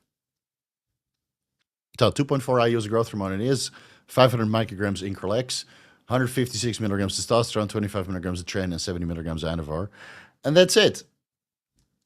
That's, of course, NAD plus and glutathione and injectable carnitine. And anyway, we'll drop next week. All the protocol changes. Steve, you know your stuff and still got stretch marks. You still got stretch marks. Yeah, but I got them before I knew how to resolve them. Are they possible to avoid at this size? And what did you get before you knew enough? So I got a total gym. Yeah, don't laugh. I got the Chuck Norris total gym when I was, I don't know, 17. I had a membership for 2 times per week to the gym. That's all I could afford at the time. So I went for upper body to, well, give me a break, right? I was 16 years old. And then I bought a total gym because I wanted to work out a 3rd time, upper body, but then I started to train lower body at the 2nd time I went to the gym. So I would put that thing on an incline. It's already on an incline, right? And then you put it on a little box, and then I would do shoulder presses like multiple times per week. That's where I got most of my stretch marks. And I didn't know about collagen protein at that time. So now that I have this video about how to resolve stretch marks, didn't get any views, but that's okay. Oh man, I probably did the intro for this one. Oh well, low effort video.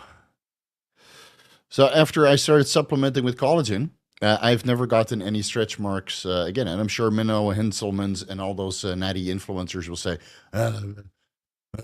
bro, the collagen protein doesn't work. You know, this study shows and that study shows. I don't give a fuck what these guys say. I know from personal first-hand experience that collagen protein works 100%, but I haven't had an injury, and I train way fucking harder than most of these guys poo-pooing on collagen protein.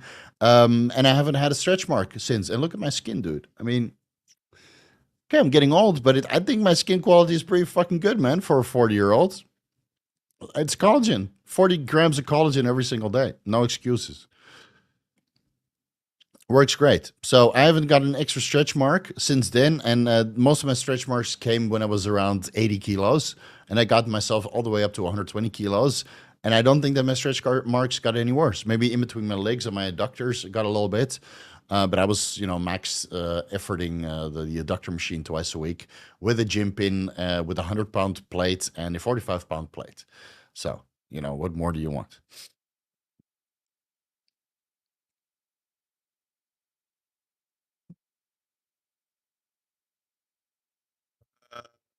Definitely not using that. I'd rather invest my money on their things instead of Increlex or Serostim. Yeah, Alvaro is making a very good extra income doing all the timestamps. So we should all be very happy for him because he gets it. Alvaro knows how to fucking hustle. Yeah, and I'm all for that. Assuming that it's an honest hustle. Right? Honest hustles, that's what you got to do. Mr. Steve, some say with injectable carnitine, the more is better. Is this true? No, I don't think so, because apparently it interferes with thyroid function, and this is why they inject pretty high dosages of injectable carnitine to resolve thyroid storm medically. Would you say pre-cardio, if you inject 1 gram, will it burn overall more fat than 500 milligrams? No, I've never noticed a difference between 500 milligrams or 1,000 milligrams pre-fasted cardio. And of course, some guys say that you need the insulin with that. Can you do that pre-fasted cardio? Yes, you can. Do I recommend that? Only if you're a crazy bodybuilder like I am. I haven't done that in a very long time, but I know for a fact that it works. to go a little bit of hyperglycemic and then start dumping all the glucose and the glycerol in the adipose tissue. So it does work. But I feel that injectable carnitine, if you take it before activity, should get enough muscular contractions, obviously, to help absorb the carnitine. And if the carnitine is not absorbed entirely during the fasted cardio or the workout session, well, you have some carbs post fasted cardio or post workout, right? It's not like it's completely metabolized. It's probably still in the body. So you can absorb it then. And then the carnitine is there for the next time you do activity. So again, we can all overcomplicate it, but the consistency is what matters. So you go with a certain route and you do that for a couple of weeks. And then if you feel it's not fully optimized, then you make one particular change, do some blood work if needed. And then you keep going. You see all these guys that overcomplicate everything, and then they make all these arbitrary changes multiple times per week. And guess what? They end up in the same place. So where are we? Fetal cash flow. Okay, for first cycle, 200 milligrams test, 25 milligrams pharma Anavar sublingually, 50 milligrams tirzepatide. That's way too much. That's way too fucking much, dude. Half a milligram. Half a milligram. HCG, testosterone, ipamorelin, are in right now body mass index of 31. A recomp and cut needed more than bulk right now. Solid diet, 6 days lifting. Daily fasted cardio. Am I missing anything? Yeah, you're throwing in too many compounds at the same time. So start with the test first. 4 weeks later, do some blood work. Add in the HCG, do some blood work. Then add in the tirzepatide and the testosterone. Again, the tirzepatide 0.25, 0.5 milligrams. And the testosterone and ipamorelin, whatever I linked down below in the growth hormone secretagogue optimization video. And then throw in the pharma Anavar sublingually last. Because you can't run that. That's not very sustainable. 25 milligrams, that will skew your lipids. So maybe you can get away with 8 weeks, 12 weeks at maximum if you put ancillaries in place to control your lipids. And it's going to take more than 8 to 12 weeks to get absolutely diced from, where you are now. So throw that in last. 200 tests, 1 week or 1 month, then HCG, 1 month. So now you're already 8 weeks in with blood work in between. You should already be significantly leaner. And again, if that's a first cycle, you will notice a significant benefit going from natty to 200 tests plus HCG. Then you throw in the tirzepatide to control your appetite and the testosterone and ipamorelin to help you with fat loss because metabolism might slow down already. But of course, the tirzepatide is going to blunt your appetite. So you're not going to eat more and fat loss should continue. And then you save the Anavar for last. All right, blood work in between. Nice and steady, nice and slow. Before your first cycle, watch this video. I'll link that down below.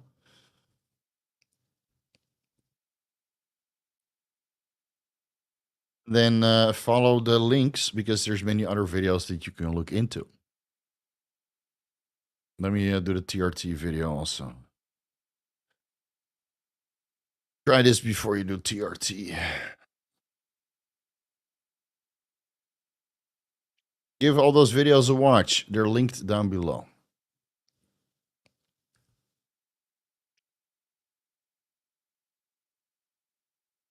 Gibson Chitwood. Hey, Steve. What's your short list for boosting overall sense of well-being, motivation, and reducing anxiety, especially? Also, thoughts on low-dose Anadrol 3 times weekly on heavy days. How long? Assuming that there's a testosterone base. 25 milligrams Anadrol 2 or 3 times weekly. Yeah, go for it, man. Until liver parameters turn to shit or your appetite turns to shit and now you can't lift heavy anymore because you still need nutrients and carbohydrates to lift heavy. Short list for boosting overall well-being.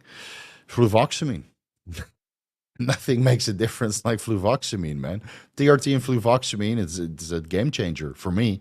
And that translates into motivation and reducing anxiety. So TRT can help, but TRT can also give you anxiety. HCG might help, but HCG can also give you anxiety. Again, anxiety comes from a multitude of different things. So maybe you need some, what is it called? Some meditation or something, or reducing all the stimulants. That usually helps. An overall sense of well-being. I mean, there's a boatload of over-the-counter supplements which you can look into, which I discussed in the Optimized Entrepreneur Deep Dive video series. Entrepreneur. I'll link the first one down below. Actually, the last one, because the last one goes over the entire protocol. but there's more parts which are then linked there. So off the top of my head, saffron extract, L-theanine, 5-HTP or L-tryptophan, unless you take a fluvoxamine, obviously, because it's an SSRI. DHEA, TRT, and all that stuff that helps. But give those videos a watch. It's all discussed in there.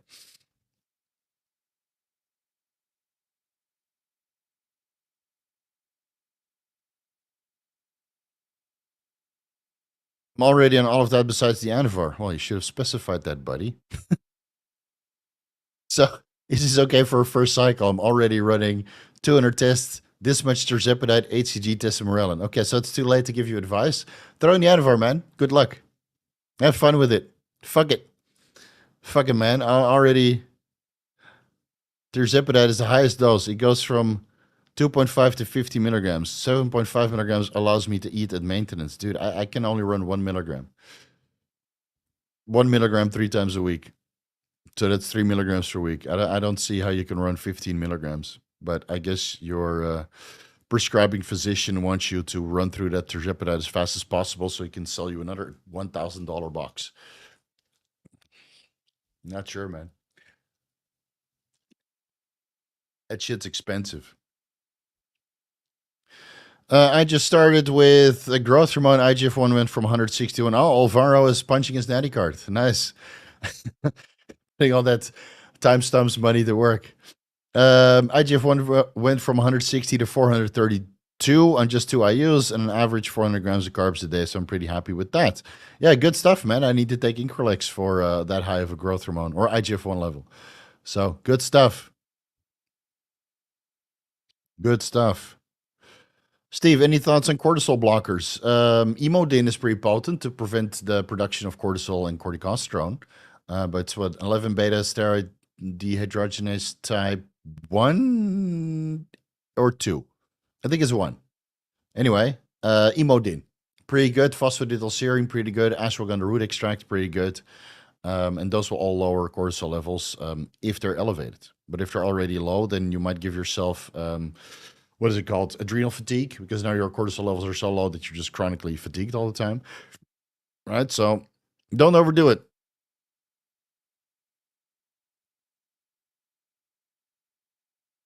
Chase. Chase found the exact timestamp where he was discussed. I hope you're doing well, buddy. I'll see you at the Mr. Olympia. Yeah, that's now official. I will be there for an entire week. Yeah, my LDL 65 now. Okay, damn, dude, that's low. That's low. Don't worry, I'll bring your LDL up when we meet, and then we'll go eat some hamburgers. Hell yeah. Yeah, I'll bring your LD up to 100. We gotta get that. Me and Chase went to that hamburger place in Chicago, which is still the best hamburger I've had, or top 3 best hamburger that I've ever had in my life. And those slices of bacon, they were like this thick. It's good I didn't do blood work after that because it would have ruined my dinner. But it was so good. Man, that hamburger is fucking legendary, dude. The bacon is so thick and juicy. Oh, I should have that again. Maybe you should try erythropoietin. Yeah, maybe with the glucagon that will help with the fat loss. Absolutely. So Fidel cash flow. Maybe you go with erythropoietin. Anabolics Anonymous has it. It's a fictitious source. If you know, you know.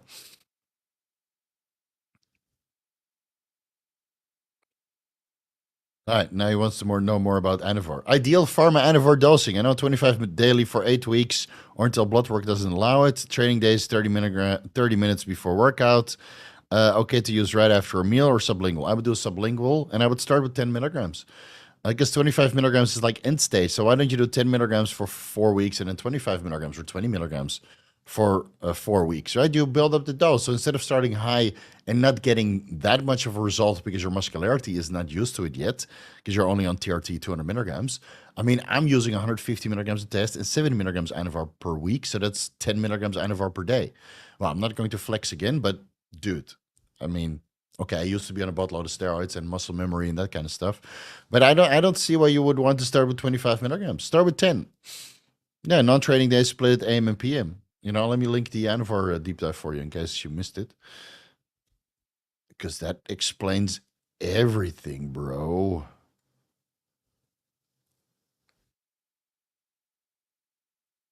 All right, let me link it down below.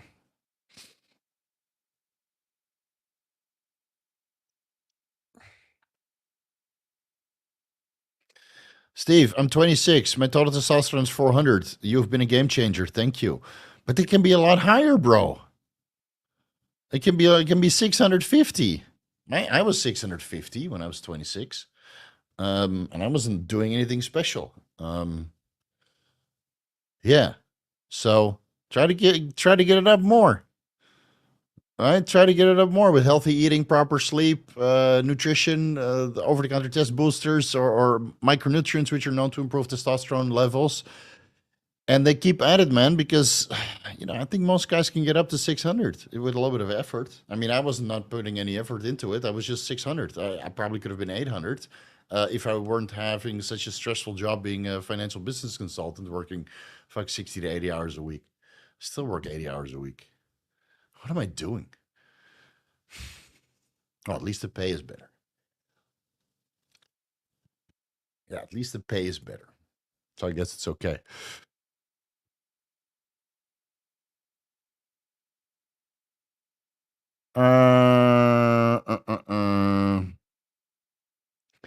Acne management, daily microadministrations, and healthy eating. Skip the dairy food.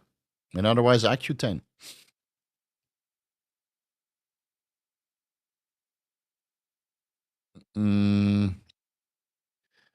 Let's see if there's anything interesting.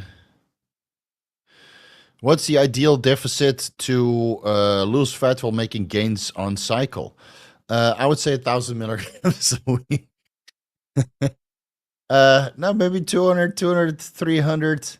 I don't even believe in a deficit, man. You eat less and you train harder, you do a little bit of cardio. Fuck, just keep consistent with it. And if the consistency doesn't work, then you make a little bit of a change. I mean, all these numbers, man, I'm so sick of it. Sometimes I eat more, sometimes I eat less. Some days I get leaner more than others. I don't really care anymore, man. But if you're really after it, 250 calories, something like that. Yeah. And even if you go to 1,000 calorie reduction and your gear is high enough, and your insulin and growth hormone, that kind of stuff, you can still make gains, man. You can still make gains.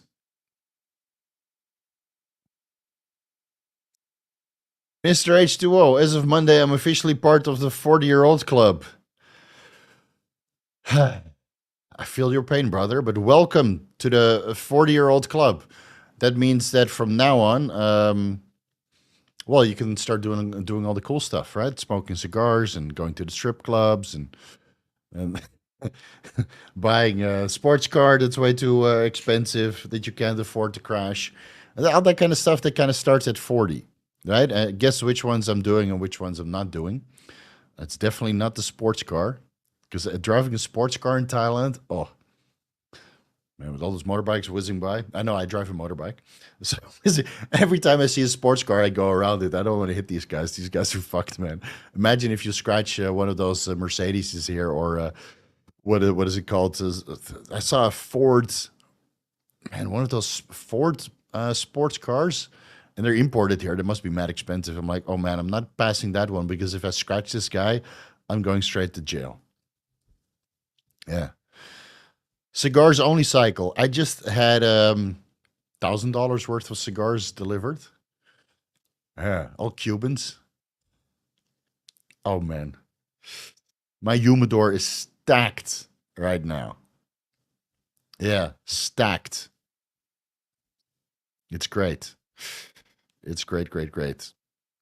Yeah, 4GT. I saw that one on the road. Like, just a conventional white, blue, black model. Man, that thing is killer. And I would love to own it and I would love to drive it.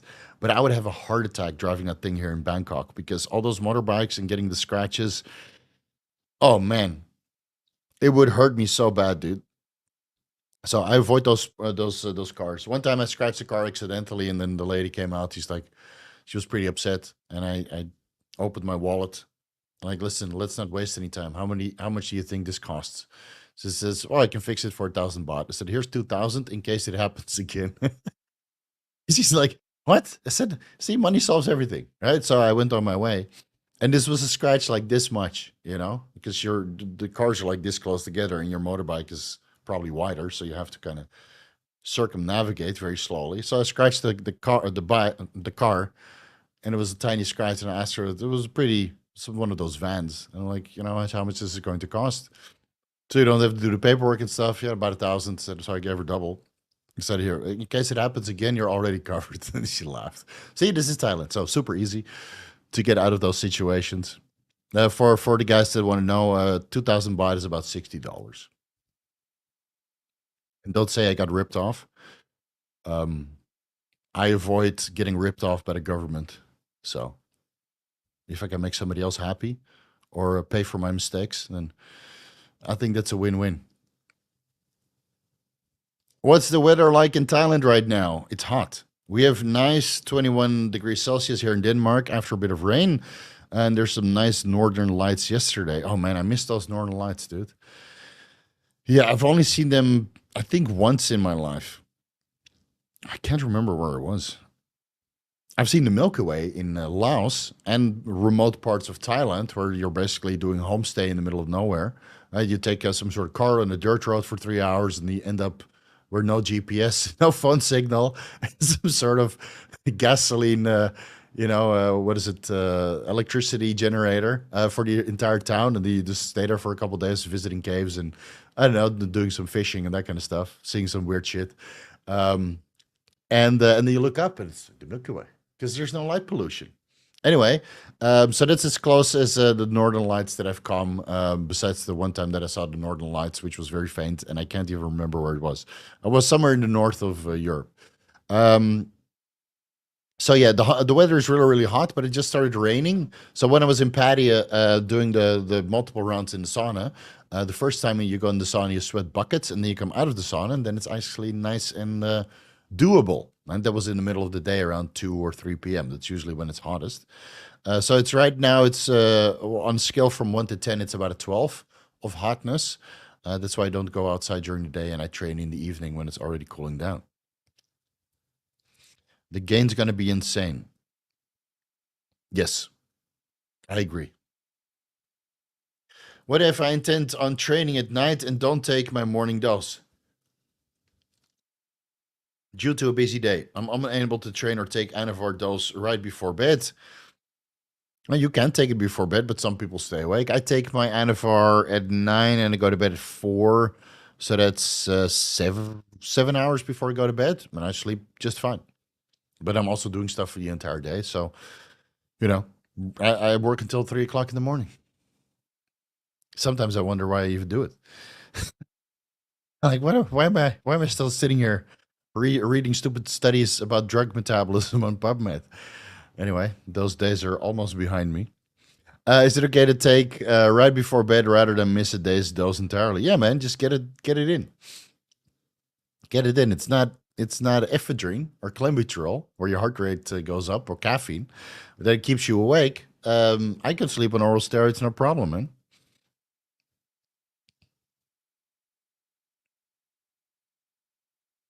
Carlin asks, "Hey, I don't tolerate HGH well because of the joint pain and water retention. Do you think IGF-1 LR3 only combined with steroids?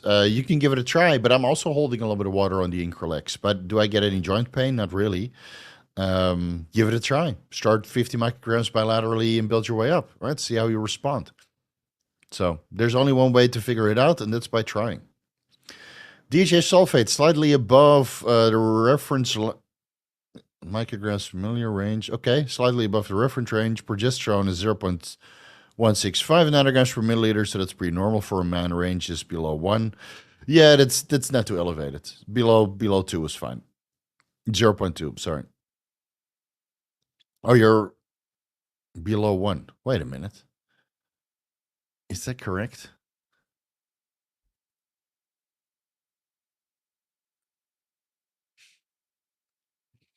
Yeah, below 1. Between 0.13 to below 1, but up to 2 is okay if you take pregnenolone supplements. Do you start supplementing pregnenolone or just leave it? I feel great on Systanon and HCG already. Well, you can do two things. You can add in 10 milligrams pregnenolone and see how you feel, or you can try to improve mitochondrial function where pregnenolone is produced. Because after I started upregulating mitochondrial function with NAD+, glutathione, and all the antioxidants and stuff, my progesterone levels and my pregnenolone levels are just normal. So I stopped supplementing with pregnenolone a while back, and I just take DHEA. So, but yeah, maybe start with 10 milligrams pregnenolone because it's cheaper than optimizing mitochondrial function. Yes, even 1 hour before bed is okay. Don't worry about it. Just take it. I would be more worried about the 15 milligrams terzepatide that you're running and taking a little bit of Anavar pre-workout.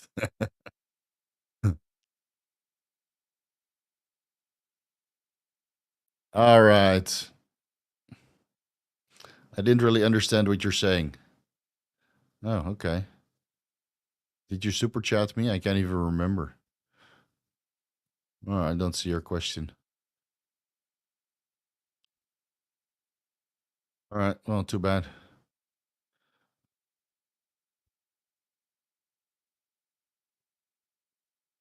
You're chatting amongst each other. All right, whatever.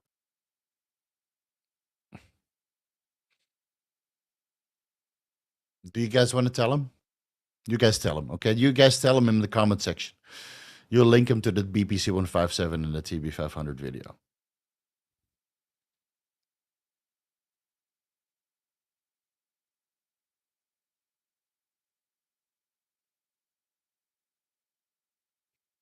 You opened my mind to making my coaching business remote from Thailand or Bali. All right. Have fun. Have fun. Bali is a great place. Thailand is a great place. Still a boatload of degenerates and retards, but you'll learn how to avoid them. Hopefully. Hopefully. Let's see. Carlin, do you have people which need to take low dose prednisone on TRT? No, never met people who were on prednisone chronically. My TRT clinic wants me to start on 2.5 milligrams prednisone. Well, maybe you have an autoimmune condition or some sort of inflammatory response. There's usually a reason for it. But going on prednisone sounds fucking brutal to me. So I would try to address the root cause with other methods or the reason why you're trying to prescribe that or while they're trying to prescribe that, because it doesn't sound like a good idea to me. And all the people that I know that are on prednisone chronically, they feel horrible. Might ask Alex Matrevsky, who's gone through all kinds of roller coasters with these kinds of medications due to his autoimmune disease, and he wasn't feeling too good for a very long time.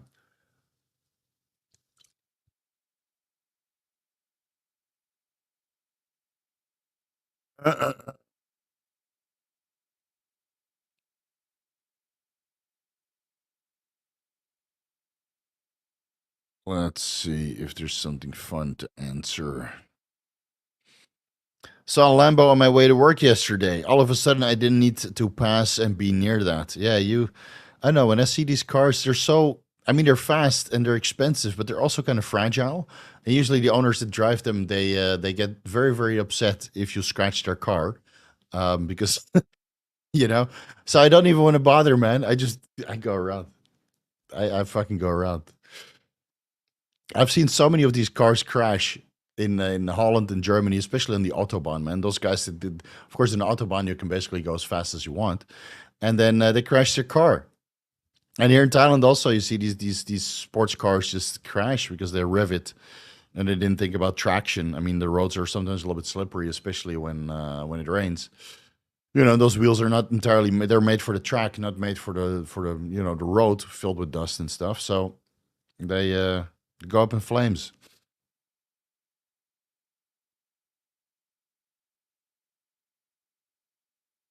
Uh, uh, uh, uh. All right. Thanks for the donation. Let me see if there's a question to that. David, what does retirement look like for Vigorous Steve? Well, it will not be entirely retirement, but once I have a kid, I'm going to bring my work days down to 4 hours. And if that's 2 hours of consultations, then there will probably not be so many videos. I want to spend time with my kids, man. That's all I want. And the only reason why I'm still working a lot right now is because I don't have kids. I spend enough time with my wife. I spend enough time with my cats. I spend enough time with the friends that are here.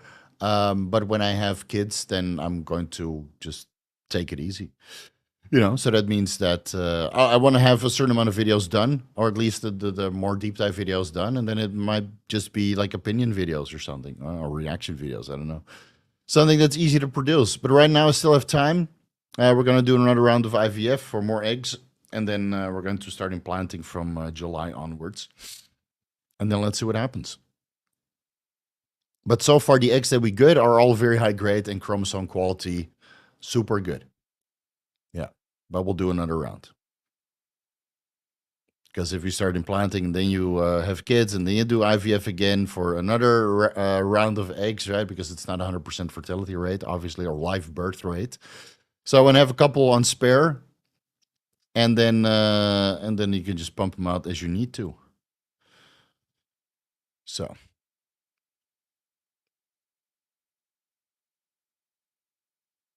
PEDs for swimmers, whether approved or test beating. Think about microdosing EPO. So everything about that is discussed in the Optimized Endurance Deep Dive video series, and you can basically watch the MMA stack, which basically summarizes everything for the for that stuff. And it's all the same, man. And my recommendations would be pretty much the same. If you want the microdose EPO, that's fine. Just watch the entire video that's dedicated. I'll link it down below.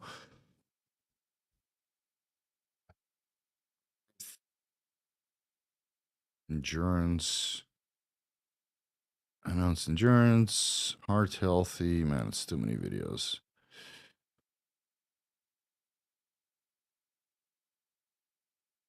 I linked the MMA video below already, right?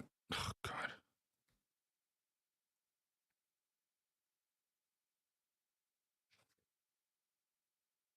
Is this the one?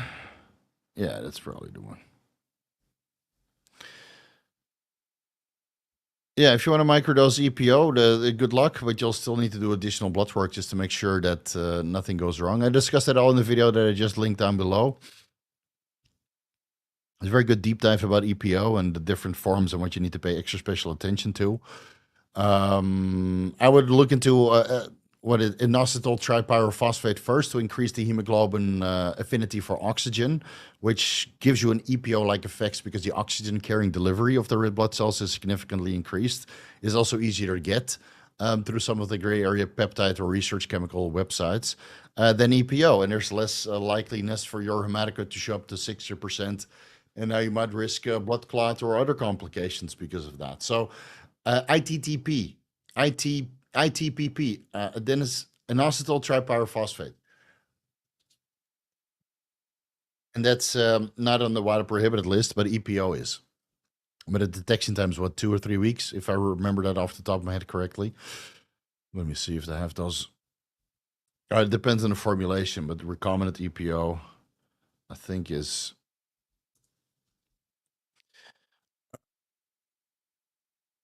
it's pretty short.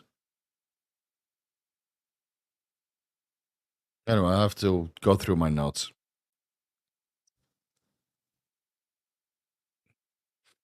It's pretty short. Yeah, I think it's 7 days to 1 to 2 weeks, something like that. So yeah, watch the MMA stack and all the Optimized Endurance Deep Dive video series. The MMA stack is a good starting point. That's basically valid for everything besides the oral steroids. I don't think you need TRT for swimming, but all of the other options that are discussed, the DATA, the amoxapine, the mildronate. Well, mildronate is obviously on the widely prohibited list, but amoxapine and DATA is not, and the ITTP is not. So those you could all run all the way up until you get drug tested. If I'm only trying to solve for very low IGF-1 levels via blood work, is a half unit of growth hormone a thing people do? No. Look at to save money where I can.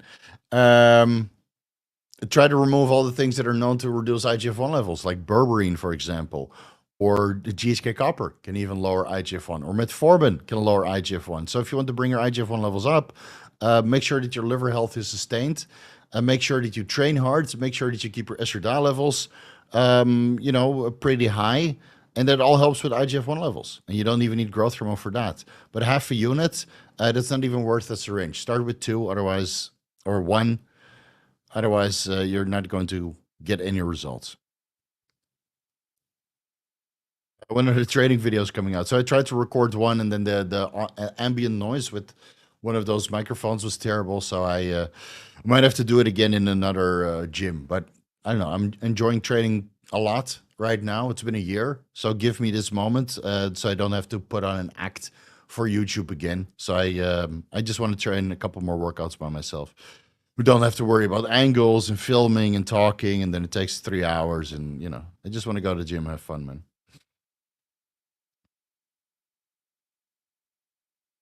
You just have as many eggs as you want on a Zenimab. Maybe. I eat 2 whole eggs per day. Actually, no, that's not true. I eat 2 in the morning, 2 in the evening.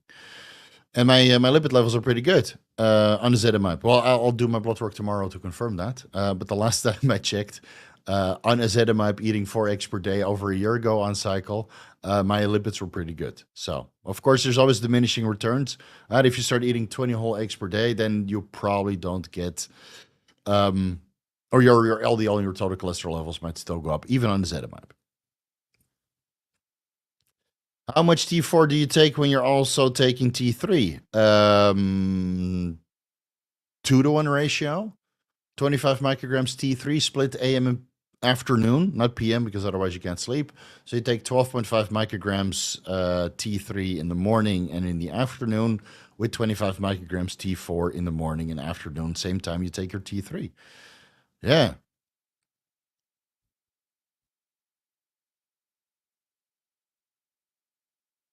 Vito Castro, man, you're on point with the super chats today. Is 50 milligrams tirzepatide really that bad? It helps me eat in a deficit. I think it's just a fucking lot. I've never. I mean, why would you run so much when you can get proper appetite suppression from 1 milligram or half a milligram 3 times per week? You know why you're spending so much money on tirzepatide? It's very expensive. Man, I wouldn't be able to eat. I had a guy here in Thailand that ran 5 milligrams tirzepatide off the first go. He couldn't eat for 2 weeks. He lost 12 kilos. Couldn't eat. Couldn't fucking eat, dude. He lost 12 kilos on the scale. He was miserable. Couldn't keep anything down. Just water and electrolytes. So I don't know how you're getting away with 50 milligrams tirzepatide again, unless it's underdosed. And read some of the studies, right, about GLP-1 receptor agonists, about the pancreatic and the thyroid issues. Because the higher you dose this stuff, the more likely it is that you have pancreatic or thyroid issues downstream. So I would dose it way lower. Just use it as low as you can get away with. I mean, a body mass index of 31. I mean, my body mass index is higher. I think so. Let me double check. BMI calculator.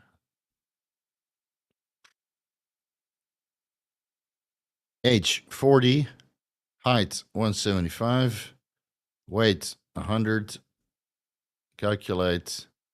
Yeah, my body weight index is 33. So when I was 37, same height, and I was 100, let's say 18 in the morning, my body mass index was 38 and a half.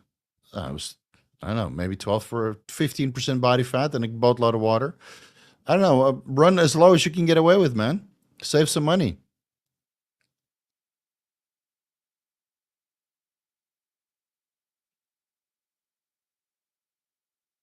What's a good starting dose for ITTP? I discussed that in the MMA video. I can't remember that off the top of my head, but I think it's 250 to 500 milligrams per day for 3 months, and then you reduce it to 250 milligrams 3 times per week. But again, watch the MMA videos and the endurance deep dive videos here where I discuss that, because I might be mistaken there.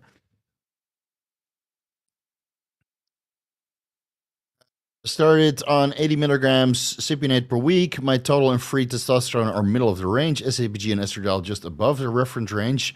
Clinic wants me on 1,000 IUs HCG and 1 milligrams anastrozole from the start. Your thoughts? Just above the reference range. I don't know. I would do 250 IOs HCG 3 times per week, and then if your estradiol is already above the reference range, then maybe a quarter milligram anastrozole, but preferably 6.25 milligrams aromasin 3 times per week on the days that you take your HCG or testosterone shots. You know, it's okay. Yeah, HCG, of course, is going to increase your estradiol levels and your testosterone levels, so you get more aromatization, and thus you need an aromatase inhibitor if your SHBG and estradiol are just above the high reference range. So, yeah, but 80 milligrams testosterone cypionate per week, man, you can go to 150 if you use an aromatase inhibitor for sure. All right, how about you do 50 milligrams testosterone cypionate Monday, Wednesday, Friday with 6.25 milligrams aromasin and 250 IOs HCG Tuesday, Thursday, Saturday, and then report back to us in a month. I think you're going to feel a lot better. Testosterone levels are going to be significantly higher. Watch the TRT video down below. Yeah. All right, let me put the banner. Guys, no more super chats. We'll answer a couple months, and then we're going to end it up. How crucial is pregnenolone? Mine is only 22 nanograms per deciliter. Would it make a big difference to supplement? I mean, especially if you're older, it doesn't have a little bit of cognitive benefits. But is it crucial? No. Would it be beneficial? Perhaps. I'm not taking it right now. I feel just as fine as when I was running it. And I would say that my cognition is quite good as well. But I'm also on a very hefty mitochondrial optimization stack, and pregnenolone is ultimately produced within the mitochondria. So I'm rewarding my mitochondria with all of the things that they want, and they're rewarding me with adequate pregnenolone levels. And then I supplement with my DHEA testosterone, converting into estradiol, et cetera, et cetera, et cetera. Then the trenbolone is a cherry on top because I want to associate as a cow. Yeah, feedlot, heifer. What was it? Heifer? Not heifer, right? When I say heifer, everybody goes crazy. It's heifer. Ewe heifer. I want to associate myself as a ewe heifer cow. Yeah, 25 milligrams of tren per week. I used to get fucked up back in the 2000s too. Sonar, ED, amazing times. What's your record for no sleep? I did 4 days in Berlin once. Way too much. I don't know, maybe 2 days. Usually on the I would probably sleep for at least an hour. Yeah. Yeah, too much speed and coke and MDMA on the 2-day festivals in Belgium and Holland. Anyway, that's a good place to wrap it up, I guess. Yeah, identify as a cow. Moo. Moo, moo, moo. All right, guys, I'm going to go to bed. It's 2 o'clock in the morning, and I still got some work to do. So we'll see you guys next weekend. Enjoy yourself.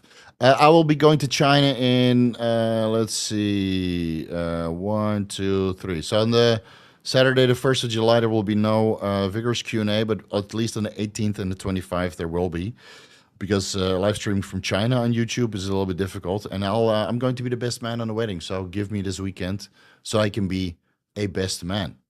All right, guys, peace out. We'll see you next weekend. Enjoy your weekend. Tomorrow I'm going to go watch The Self-Destruction of the Planet of the Apes. That is part 4. That has nothing to do with Caesar. That's the title. So hopefully I will enjoy myself as well. All right, guys, peace out. See you next weekend. Take care.